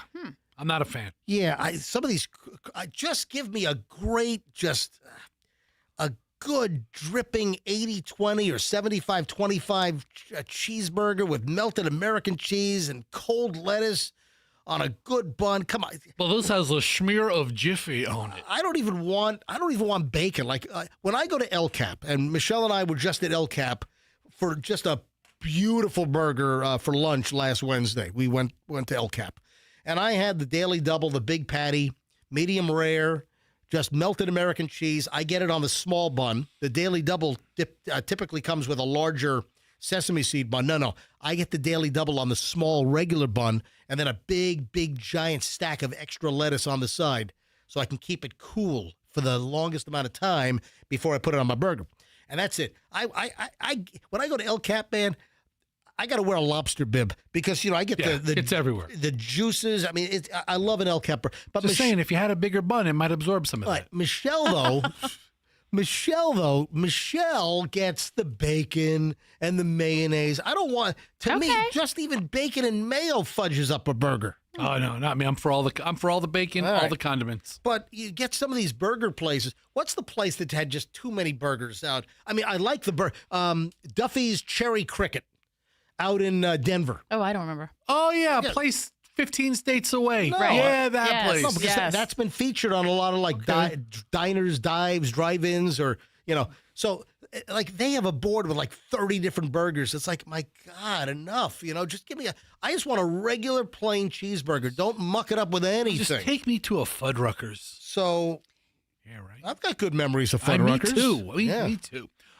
So no peanut butter on burgers. That makes sense. I guess that he went to some place for diners, drive-ins, and dives, and one of the novelty burgers was, big smear of peanut butter on your burger. No. I've seen that on some menus that try to be too hip for the room. Yeah, so he won't do peanut butter burgers.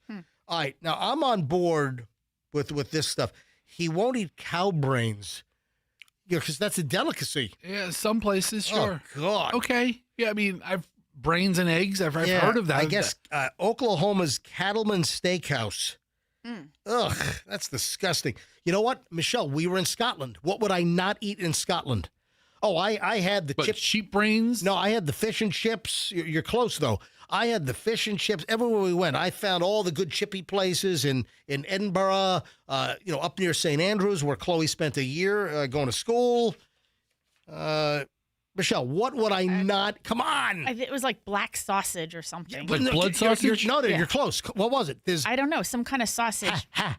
Haggis? Yes. Yes. Haggis? I would not. Sounds like I got a What's jam. in it? I'm choking on it right now. Some kind of other parts. All right. In blood. So it's like it's the national dish of Scotland. Yeah. It's haggis. And it's like sheep's heart and liver and lungs mixed with like bran or oat and spices. Is it like a... Oh, my God. Is it like scrapple? Yeah, I guess. I don't know what it's. I mean, it's kind of what it looked like. You know to what? me. It's like disgusting. Yeah. I don't know that I've ever had haggis. You have not, Fester. No, I guarantee you. Yeah, have I'm not. looking at it. I'm looking at it now. Listen, I've... A savory pudding contains sheep's heart, liver, lungs, minced with chopped onions and oatmeal. I am pretty adventurous, but haggis. I'm on board with Guy Fieri on the no haggis. No brains. And then also, two more things. Liver and onions. Doesn't want that. I'm on board too. He's not a big organ meat guy. You know, my grandma Franny. Oh, Todd, I made my famous chopped liver. I never had that. You know what? I think I had it once when I was 3 and I spit it out and I vomited. And then I don't want chopped liver. I don't want anything liver. You won't eat a liverwurst? No, I don't like the flavor. Yeah. So I eat most everything. All right. So I'm on board with Guy Fieri. No liver and onions. And then finally, the final one here, this is just odd. This is very, very surprising that Guy Fieri, he won't eat plain egg dishes. So, like scrambled eggs. He will not. I love scrambled eggs. You know, prepared correctly, scrambled eggs. Oh, yeah. Yeah, he will not eat plain. I guess in a 2024 Food Network clip, he compared scrambled eggs to liquid chicken. And apparently, this all stems from bad childhood memories of having to suffer through eating chalky, overcooked egg yolks of hard-boiled eggs. Yeah, maybe he should give it another shot. So how does that screw you up for a delicious, buttery, nicely prepared scrambled egg? I don't get it. Anyway, so he won't do it. Can I tell you? Back from my early radio days, my first job at a radio station that I didn't terribly screw up. Yes. I had to run the Casey Kasem show on Saturday mornings. Oh, no. And Casey Kasem had like 2 minutes of commercials, right? And then I had to fill in the other 2 minutes of commercials, and I could pick one PSA and one promotion, right? Oh. And I always picked the same PSA. It was the PSA for the Egg Council. Oh, yeah. And every commercial break while I ran Casey Kasem, it was the 60-second egg song. The incredible edible egg. I know the whole Brought to song. you by the National Egg Board. Yeah, I know the whole song. Yeah, go ahead. Go. I love eggs from my head down to my legs. Scrambled or fried with my friends or with the guys. I love eggs for dinner or lunch, breakfast or brunch. You're gonna love it, the incredible edible egg. I love eggs. And then it says, brought to you by the Egg Brought to you by Council. the National Egg Council. Yeah, right. I would play that every commercial set in Casey Kasem. The incredible edible. I love eggs. Can you find it on YouTube? I'll have to find it. Yeah, I didn't Hurry look up. for it. Okay. Hurry up and find it. YouTube. Folks, you are listening to the MJ Morning Show on radio station WRBQ FM Tampa Bay, 104.7 FM with 100,000 watts of effective radiated power at a crappy height of 572 feet. Oh. All right, but yeah, seems to be working for now. I'm just filling time. And I'm also pointing out that we are live today. Yeah, we are live today. And we're not phoning it in. There's no best of on President's Day. We are live. This might be it. Did you find it? It might, maybe. I don't know. I have to hear it. From my head down to my legs. 1989 government research shows eggs have why is this guy talking? more than we thought. Ooh, you gotta love it, the incredible edible egg. There was an old radio edit that had the whole song. Can you find the whole thing? I don't know. I'm looking for it. I'm looking for it in real time. You're playing the same one over and over again. You're not looking for I'm it. continuing to look for it. It's There you go. Hit that one right there. This guy's going to have a voiceover. All right. They're as fresh as the breeze. No, that's a different one. This is like the 70s. The incredible edible. I'm moving on. So I'll find it. A dad is getting find some old American Top 40 records. I added it. It wasn't on the. Oh, okay. Yeah. All right. So a father, Michelle, is getting nailed. And I got to be honest, I think I'm on Southwest side here. Mm-hmm. So Southwest, what was the date? January 27th. All flights beginning on January 27th. So if you booked it months before, you, at that point, for any flights from January 27th forward on Southwest, there's no more, you just check in immediately to see if you can get in the A group, maybe you get in the B group, the C group. All that's done. So at Southwest now, you got to either pick your seat and pay for it, or you don't buy a predetermined seat and you just let them assign the seat upon check-in or at the gate the day of travel. So a father is all pissed off. Corey Wattillo. And Corey went on social media to try to blast Southwest Airlines because he did not pay for seat selection. And the father of two had to sit separately from his kids because upon assignment of the seats, they were split up.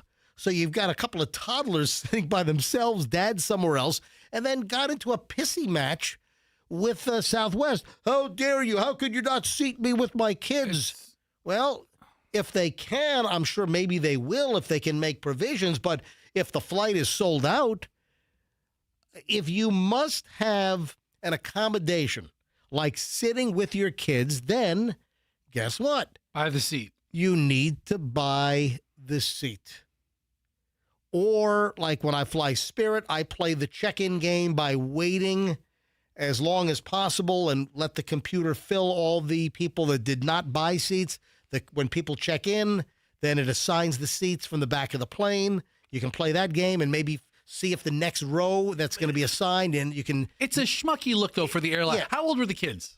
A 2-year-old, 5 and 2. The kids were 5 and 2. Yeah, I mean, it's a schmucky look for the airlines to separate parents from the kids. It is. I mean, what if something happens? Listen. But what if the other people had purchased their Yeah. specific seats? Yeah, Then they I have mean, to tell those people to move? And the flight is sold out. It's not a schmucky move. What do you think? The fact is, if you're a father and you've got 2 little kids, this is where, if you want to guarantee your seating, it's not like seats. It's not like it's a surprise. All right. You got to pick the seats. So in this case, I'm on Southwest side. Now, can a gate agent at the gate do their best to try to accommodate to put you with your 2-year-old and 5-year-old? You know what? Oh, I just thought of something. Is the stranger next to them in the event of an emergency going to put on their face mask first? Are they going to put their oxygen on first before assisting the kids? Or does the stranger next to the kids in their emergency say, screw them, they're not my kids. Okay. I'm not putting an oxygen mask on them. Hey, you're on your own, little 2-year-old, little 5-year-old, you little bastard. How pissed off are you if you're the guy that has to sit next to somebody else's 2-year-old? Right. And you're responsible? You're basically the babysitter for 2 this, hours. I'm giving you 2 hours of free babysitting while I have to worry about your kid? Because it's all going to fall back on him if something goes wrong. Yeah. I found the egg commercial. Oh, you did? I think so. All right, go ahead and roll it. Hit it. All right, here we go. Yeah, hit play. I love it. This is it. From my head down to my legs. Scrambled or fried with my family or the guys. I love eggs. Breakfast on the road or anywhere at all. Ooh, how I love eggs. Heard the latest news about eggs and cholesterol? Yeah, this is like the country station version or something. The incredible edible egg. That's the country version. All righty. But that's... Yeah, they play that on down the hall on QYK. Yeah. Followed by an hour of no interrupted Conway Twitty. All right, so I'm sorry. And the father's getting berated online. He was trying to call out Southwest, and he ends up being the schmuck on wheels because everyone's calling him out. It's like you're rolling the dice that you're going to be seated with your 2- and 5-year-old when you didn't pay for the seats. Anyway, I'm not happy with Southwest, with them charging for bags now. And I like the old system. I think most people like the old system. It worked fine for decades. ABC, you try to check in the minute the flight becomes available for check-in. Try to get 822 or something. oh my God, I forgot to check in. Now I'm C39. I mean, listen. But then the fact that bags don't fly free anymore, they made fun of all the other airlines hating your luggage and charging you, and now there is no reason to fly Southwest. There's no reason. Unless you have to have that flight. Right. There's no benefit. No bags don't fly free. You don't get to pick the seats thing. There's no reason. What am I taking on line one? Hang on, Station House Barbecue, where Michelle and I had Valentine's lunch. Is this which Station House person is this? This is Anthony, the owner. Oh, hey, Anthony. Hey, buddy. Thanks. Yeah, what's going on, bro? Hey, what can we do for you this morning? I'm trying to blow up your phone, man. I saw your message on Instagram, man. Trying to blow up your phone this morning. Okay, that happened at 8:00. Yes. And guess what? Oh my gosh. Yeah, that was so late. Yeah, you're an hour and 16 minutes late. But oh my gosh. Anthony, the phone's crashed again. Oh, that's awesome, man. Good job. Hey, by the way, Michelle and I had a wonderful time, man. That brisket, that's got to be the best brisket in the country, man.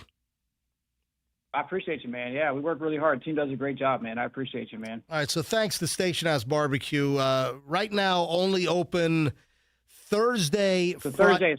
Yeah. Friday and Saturday. Yeah, Yep. so Thursdays we're doing Cubans and burgers on Thursday, starting this Thursday. Yeah. So and then Fridays and Saturdays we barbecue. So brisket and ribs and pulled pork, right? Yep, sausage, brisket, ribs, and pulled pork. And then starting Thursday, this is the first week. Starting this Thursday, Station House Barbecue will be doing the award-winning Cubans. Their take on the Tampa Cuban is phenomenal. It's the best Cuban I've ever had in my life, and I did actually have it. They made it specially for me on Saturday. But this Thursday, it's good. Got some La Segunda Cuban bread for you. Hold on, when you heard I was coming, you went to La Segunda to get the bread? Yeah, bro. I mean, it's your favorite sandwich, man. I got to make it for you. Oh, man, it's great. So, Michelle, wasn't that a lovely Valentine's lunch we had at the Station House? It was perfect. Yeah. All right, man, I'll see you soon. And now that I know, so this Thursdays will be award-winning Cuban Sandwich Day and your Burger Day.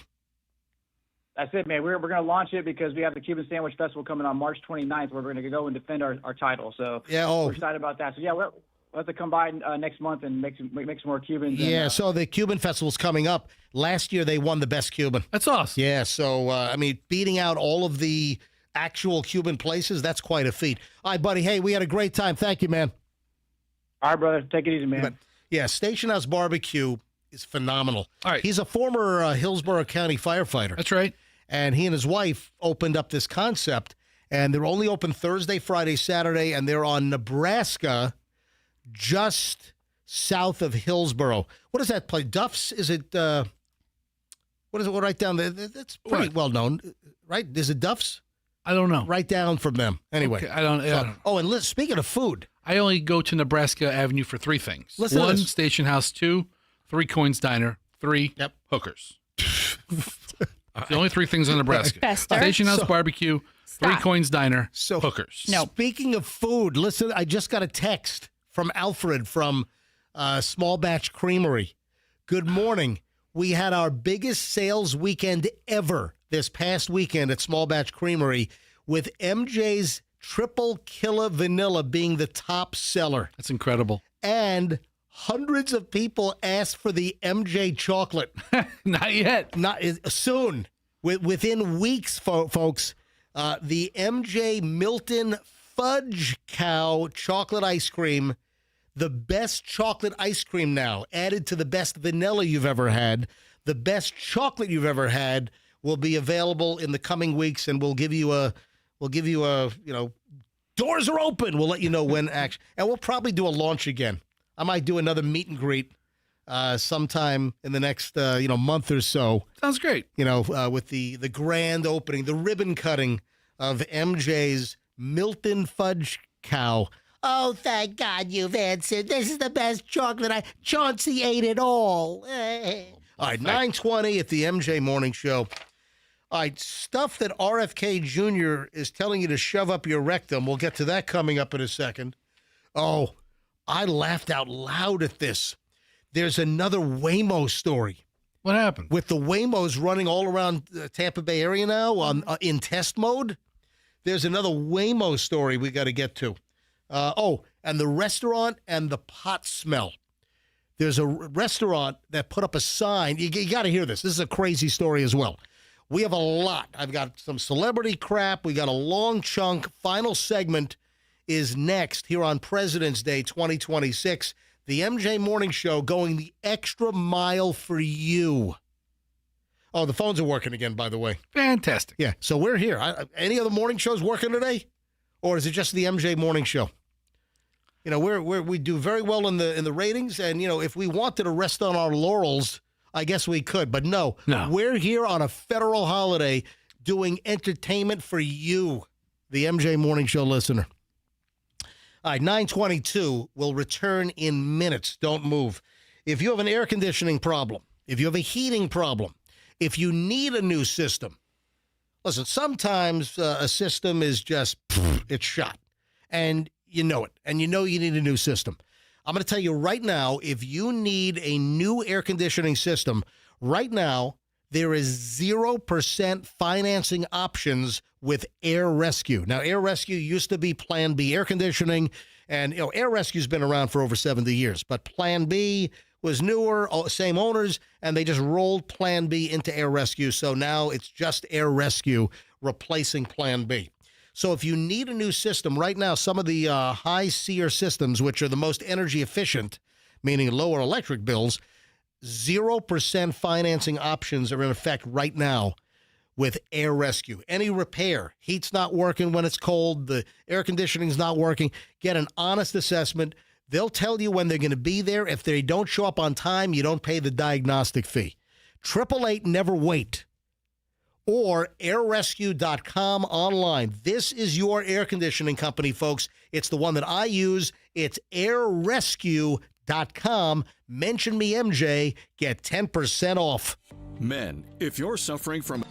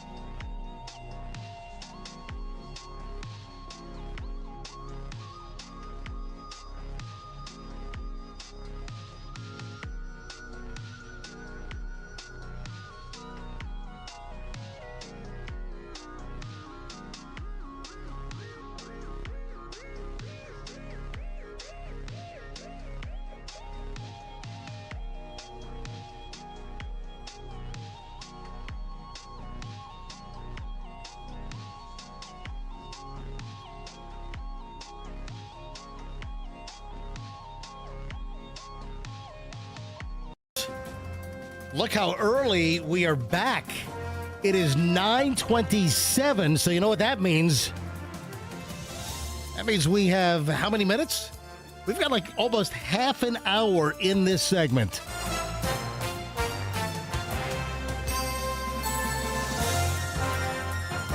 All right, let's get going here. All right, I literally laughed out loud. Two items caused me to laugh out loud, right? So I see this. RFK's new chatbot advises the public on the best foods to insert in their rectum. All right. I'm like, first of all, I don't get all this chatbot stuff. The people that are having full-blown conversations and like chatbots are becoming their friend. This signals to me the end of time. You know what? This signals to me the end of humanity. Do you consider like ChatGPT a chatbot? It is because it's a chat. I'm asking. I don't know. I mean, it has like it's under the AI umbrella, but it talks to you like it's talking to a friend. I've only read stories. I've not done it myself because I don't use AI. I don't use, and you know, Michelle and the kids have kind of chastised me, but I'm sorry. I don't want to go on ChatGPT. I don't want to talk to Claude. I mean, I know all this stuff. I know, but what are you me for? Maybe you ought to try it. Well, have you tried it? No, but I'm just saying, I'm not the one knocking it. And you know my rule. I don't like to knock stuff until I've, really tried it or I'll tell you this. You can't, how are you basing your judgment? What are you basing it on? You know how Google gives you an answer and it's like, yeah, it just gives you a bunch of links and you have to do more work? Uh-huh. ChatGPT just gives you the damn answer. Exactly. There you go. But here it is. But wait a minute. But we're finding out, and we've had numerous stories, and we've even done tests on the show because you've gone on to the ChatGPT where it's given us erroneous information. It's a work in progress. Okay. Yeah. It's new technology. It's developing. Listen, it's becoming smarter every day. It's using this show to train AI. No. Yes, it is. Yes, no. It uses the show. No. I recuse myself from that disclaimer. Nope. This show cannot be used to train AI. No, it is. No. AI's. I have a disclaimer, you...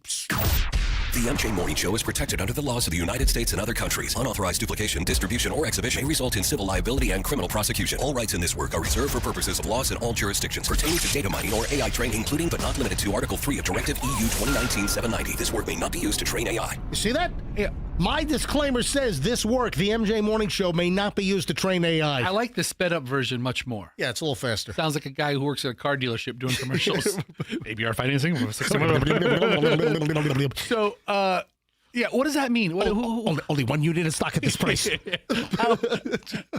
It's been sold. So, bait and switch. So, I mean, how do we even know if this show is ever used to train AI? Have you seen, listen, and I haven't even gotten to shoving stuff up your butt at RFK Jr.'s recommendation, but have you seen the Tom Cruise and Brad Pitt rooftop AI-generated fight? I saw some story over the weekend that some big Hollywood guy is saying, oh, my God, that's it. We're over. This is the end. The fact that there's a video that just came out, and I'm sure you can, Michelle, or Fester, go ahead and search this. Type in Tom Cruise, Brad Pitt fight. Here you go. So hold on a minute. Just click on. No, I don't need the actual. I want to see the video of the fight. Oh, you haven't seen it? No. Okay. Oh, well, then hit the video. This thing. Listen to this. You killed Jeffrey Epstein, you animal! He was a good man. He knew too much about our Russia operations. He had to die, and now you die too. Oh, God. So this is a video of Brad Pitt and Tom Cruise on a rooftop beating the crap out of each other. I don't need movie stars anymore. Over Jeffrey Epstein. And I now do a search. Michelle, see if you can find the story I found. The headline or the search term is some Hollywood guy is saying that this Brad Pitt, Tom Cruise fight, which is completely AI computer generated, that's it. Game over. We lost. Hollywood is over. Which I'm sorry, I don't. It's over for us. Yeah, you found it from Page 6 Hollywood. Yeah, video of Brad Pitt and Tom Cruise. Oscar-nominated Irish filmmaker Ruari Robinson. Right. Go ahead and read that. Shared the generated video on social media Tuesday. And then somebody said, Hollywood's panicking over the Tom Cruise and Brad Pitt fake AI rooftop fight, and they're saying it's over for us. Scroll up. Let me read a little bit of this. Hang on a minute. I'm going to tell you. You want Firefox? Oh, screenwriter Rhett Reese, who wrote all 3 Deadpool movies. All right, that's all I need to know. So he said, watching this video of Brad Pitt and Tom Cruise, over. I mean, it looks better than anything I've seen in the Avenger movies, those CGI movies. It's pretty incredible looking. That's what I'm saying. It looks better than anything I've seen in the Avenger movies. And that they're arguing over the Epstein files. He was a good man. That's crazy. It's funny. Oh, God. No, he was not. No, he was. He was terrible. All right, so back to the AI thing and the chatbot. RFK Jr.'s new chatbot advises the public on the best foods to insert in their rectum. This is what his chatbot is. The U.S. Department of Health and Human Services has caused widespread confusion after releasing a bizarre new outline giving advice on the best foods to shove into your rectum. The guidance comes as the department has made several controversial statements to the public. Secretary RFK, Robert F. Kennedy Jr., comments about vaccines, public health, this time around, the department launched a new dietary guidance website linked to the updated dietary guidelines for Americans 2025 to 2030, highlighting the importance of consuming nutrient-rich whole foods and limiting ultra-processed foods. Now, when he says consume whole foods, he means normally through your mouth. Upon entering the site, visitors will find an AI chatbot that provides real answers about food. Some users went a step further by asking which foods can be comfortably inserted into my rectum. Okay, so they asked. Yeah, I mean, RFK's chatbot's not volunteering, the backdoor edibles. The chatbot recommended a banana and a cucumber. Okay. It did not recommend a slice of lasagna. I agree. But shouldn't the chatbot just shut you down? No, the chatbot's going to respond to any question you ask it. No, it's a the computer. Chatbot should say, I'm not going to tell you what to shove up your butt. If you ask a chat, it's not the chatbot's fault.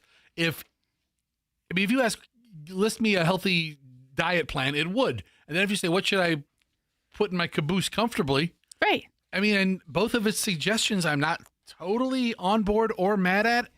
I want to put a big butternut squash up there. It's too big. No, I think the chatbot would say likely too big. Who do you think you are? How about a Slim Jim? You know, it is a Slim Jim but up your. Would it meet the diet? I mean, Slim Jims have very little fiber and high in fat. Oh man, that's filled with nitrates and nitrites and all kinds. That's a cancer. But if you want to, so moving along. What about a chomp stick? You've seen those around town? Those chomp sticks? They're a little bit bigger. All beef. It's a thing. No. I think I've seen them. The chomp sticks. Right. So one other thing on RFK Jr. This happened last week. I guess he was on some podcast. Oh, is he when he's talking about germs? Yes, he was talking. Yes. Did you hear what he said about germs? The Von. What's I forget the guy's name. Theo Von. Theo Von. Yes, who was he was like on a reality show and he was a comic and now he's RFK Jr. was on with Theo Von. And he's Mr. Hot Stuff. And I've watched several of his podcasts and he's very good for what he does. You want to do an RFK off? I'd love to. Let's do an RFK off. So Theo Von, thank you for having me on your show. First of all, when you look at him, I mean, forget about that he has like the voice of vocal paralysis thing going on, whatever. Yes. He just looks like the most unhealthy human I've ever seen. I don't think that.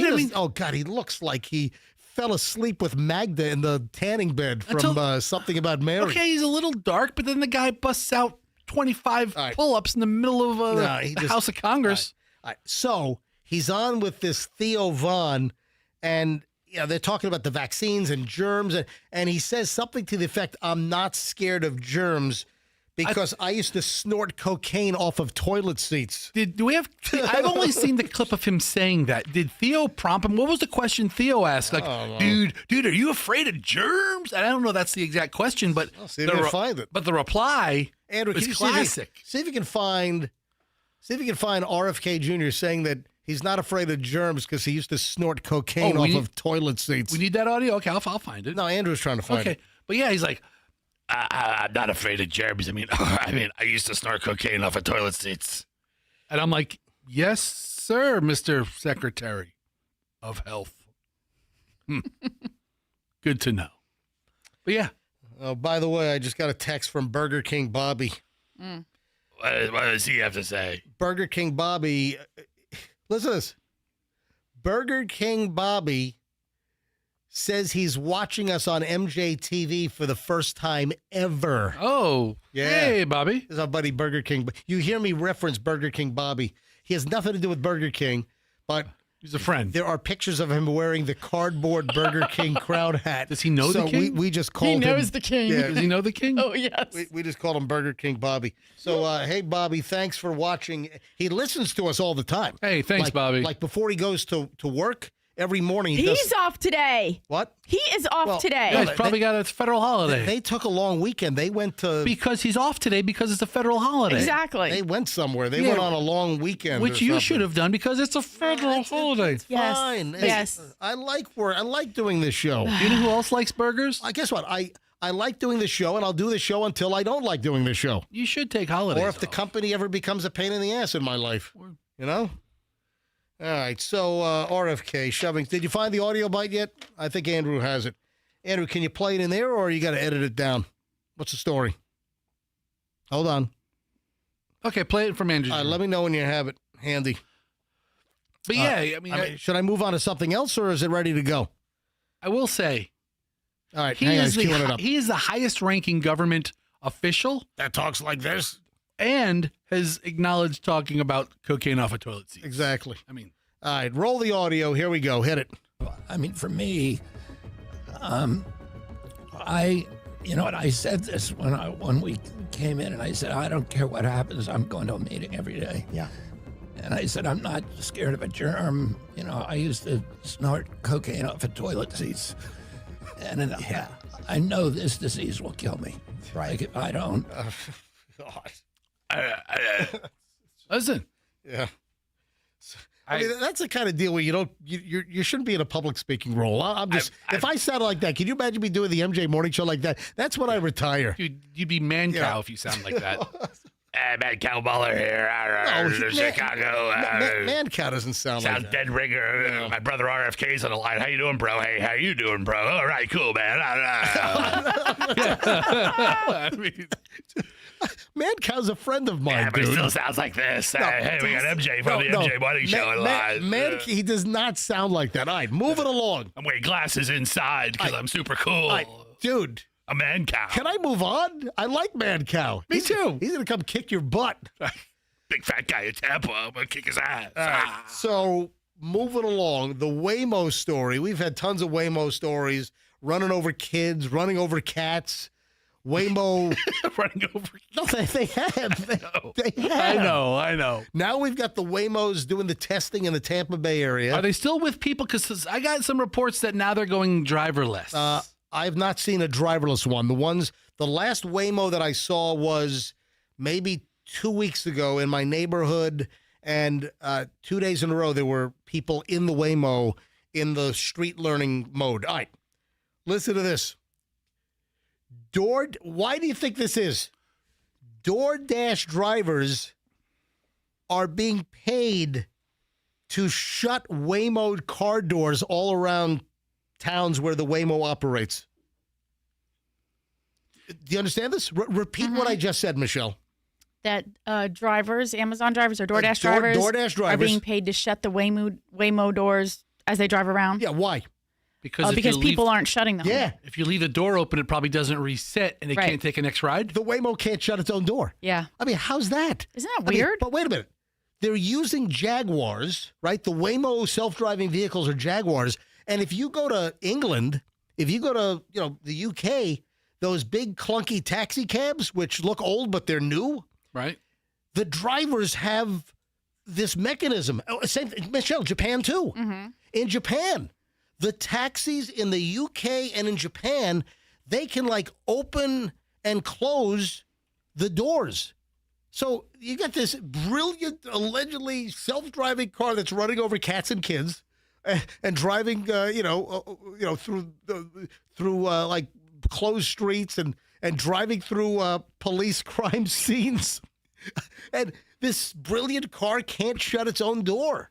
That's a flaw. It's a limitation that causes the vehicle to become immobilized and cannot operate safely with a door or open or ajar. Did you get that off of AI? I did. Just right away. You'd have to scroll gives down. me great answers. I mean, I love AI. So the deal is the Waymo cars, if somebody gets out of the car and if they don't close the door, you shut that thing down. And now, apparently, in various cities, DoorDash drivers are signing up to be Waymo door closers. So if Waymo has a car that's immobilized because a passenger left the door open, a DoorDash driver gets an alert that, hey, we need you to, if you're near this area, this intersection, find our white Waymo and close the door. Because Jerry Schmuckfeld, the previous passenger, didn't close the door. So, first of all, Mr. Schmuckfeld should really be more courteous. Yeah. Second, these vehicles are built specifically for Waymo. They don't go to like the Jaguar dealer and then upfit them, right? So the DoorDash app or some way that Waymo can contact these DoorDashers, it promises $6.25 guaranteed plus another $5 after verified completion that the door's been closed. I'll just sit in my car and wait for a call, make $11.50. I'll sit downtown all night. Closing Waymo doors. Do 10, 20 of those. Actually, $200 for just closing a Waymo. Oh, when I hear Waymo, I think of the old toy company. Remember we were kids? Whammo. Yeah. Yeah. Buy Whammo. Like Frisbees and like heart-piercing lawn darts. Buy Whammo. I know what I'm going to say that when the first Whammo has like a catastrophic accident. Whammo. Oh, by Whammo? The Waymo Whammo. The Waymo went Whammo. Yeah. Oh, man. Then we have this restaurant in Wisconsin. And they put up a sign. And they are asking people that reek of marijuana to stay out. That it's unfair. So there's a restaurant. It's in Wauwatosa, Wisconsin. I hope I'm saying that right. At the Mayfair Collection in Wauwatosa, the parking lot at the Golden Nest Pancakes and Cafe. That sounds like a place Michelle would love to visit. Sounds great. The Golden Nest Pancakes and Cafe. Place is always packed. I bet you they make a killer buttermilk pancake. But now customers feel like they're caught in the middle. This is according to CBS 58. It's because of the sign inside. The sign reads, "Please do not enter if you smell of marijuana." Golden Nest Pancake and Cafe is a family restaurant, and this is unappealing while guests are dining. So this has become very polarizing because, people that are just toking it up, people that are just, chomping on a big fatty, whatever, smoking a bowl, whatever. And that's when they want pancakes. Yeah, they get hungry. Yeah, man. They get the munchies. Yes. So they want to go get their fix of pancakes. And then here we have this restaurant with a sign now. Hey, if you reek of ganja, please don't come in because it's offensive to some of our customers. Michelle, thoughts on that? Do you want to smell? And listen, we've smelled this. Yeah. We've smelled people that walk by you. Where were we? Where were we recently? Where was I? No, it was when we were driving.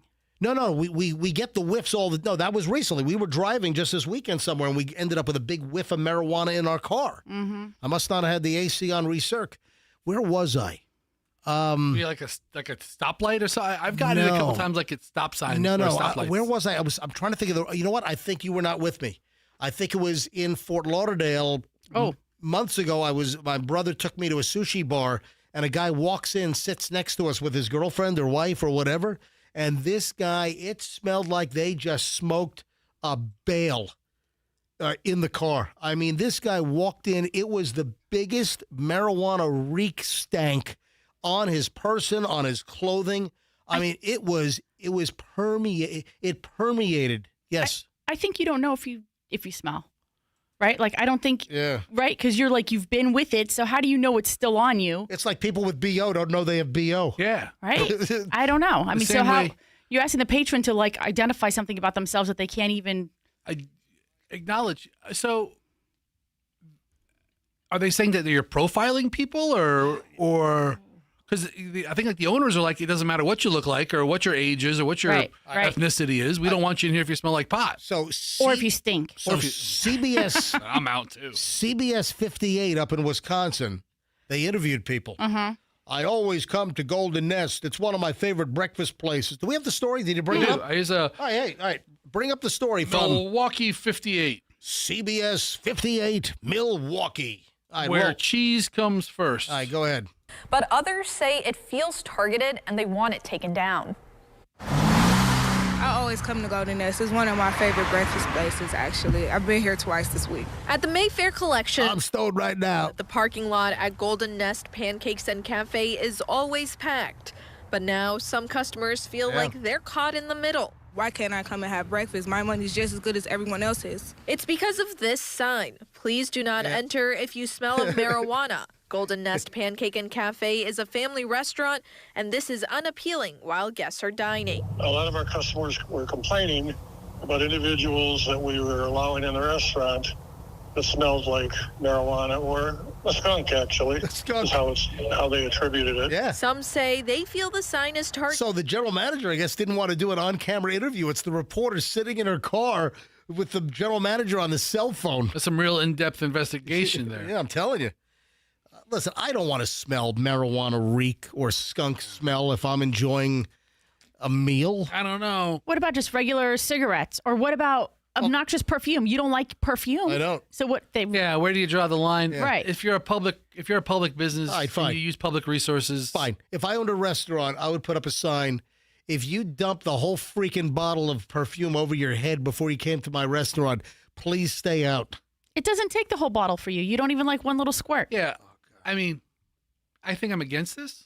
I mean, welcome to America. Hold on. So, wait a second. Because it's not a private club. If you're a public restaurant, you have to serve all people. No, you don't. Yes, you do. You have the right to refuse service to anybody. I don't know. No shirt, no shoes, no ties. Yeah, I don't know about this one. I mean, if they're not wearing... No, you do not have... You have the right... shoes and shirt are a health code violation. As a private business, you have the right to refuse service to anyone. Now, if that could be deemed discriminatory, then you might open up a little legal... What if you're doing it for medical purposes? It's part of your medicine. Yeah, you can discriminate somebody who's taking their medicine? I mean, this sounds like I can't win. Have that many people complained about the potheads? Have that, legions of old farts at the Golden Egg or Golden Nest, whatever it's called, complaining about the potheads? This is a bad look for them. Hey, do you know what Pam Lung is? I'm moving along. Pam Lung? Do you know what Pam Lung is? Is it? Pam Lung. I think I do know what it is. What is Pam Lung? When you get a shot of the cooking spray in your mouth? Or you inhale it? Well, you're on the right track. I've smelled the cooking spray. Hey, I use a cooking spray. Let me give you another hint. Do you remember the stories about popcorn lung? Oh, yeah. The guy ate so much popcorn that... No. It was the people that worked in the microwave popcorn factories that inhaled all of the chemicals and the ingredients inside those microwave popcorn bags that they came down with horrible ailments and lung cancer. That's popcorn lung. But listen to this.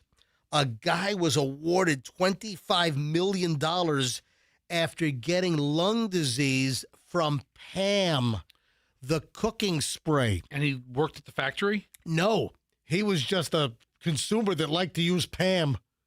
Seriously. I don't know. I'd appeal that. Let me give you the details on this. And also, if you think you're going to start, huffing Pam and then sue the company, they took this chemical out some years ago, but this guy, I guess the damage was already done.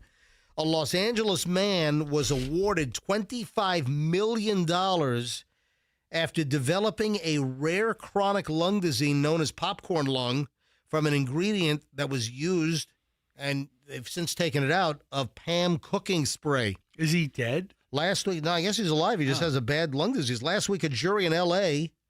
ruled in 58-year-old Roland Esparza's favor when it found that the Chicago-based ConAgra, which is the huge food conglomerate that makes Pam, that they failed to warn customers of the dangers of inhaling fumes from the spray that contained an ingredient called diacetyl, which has been linked to respiratory illness, even though ConAgra said at the trial it discontinued that ingredient in 2009.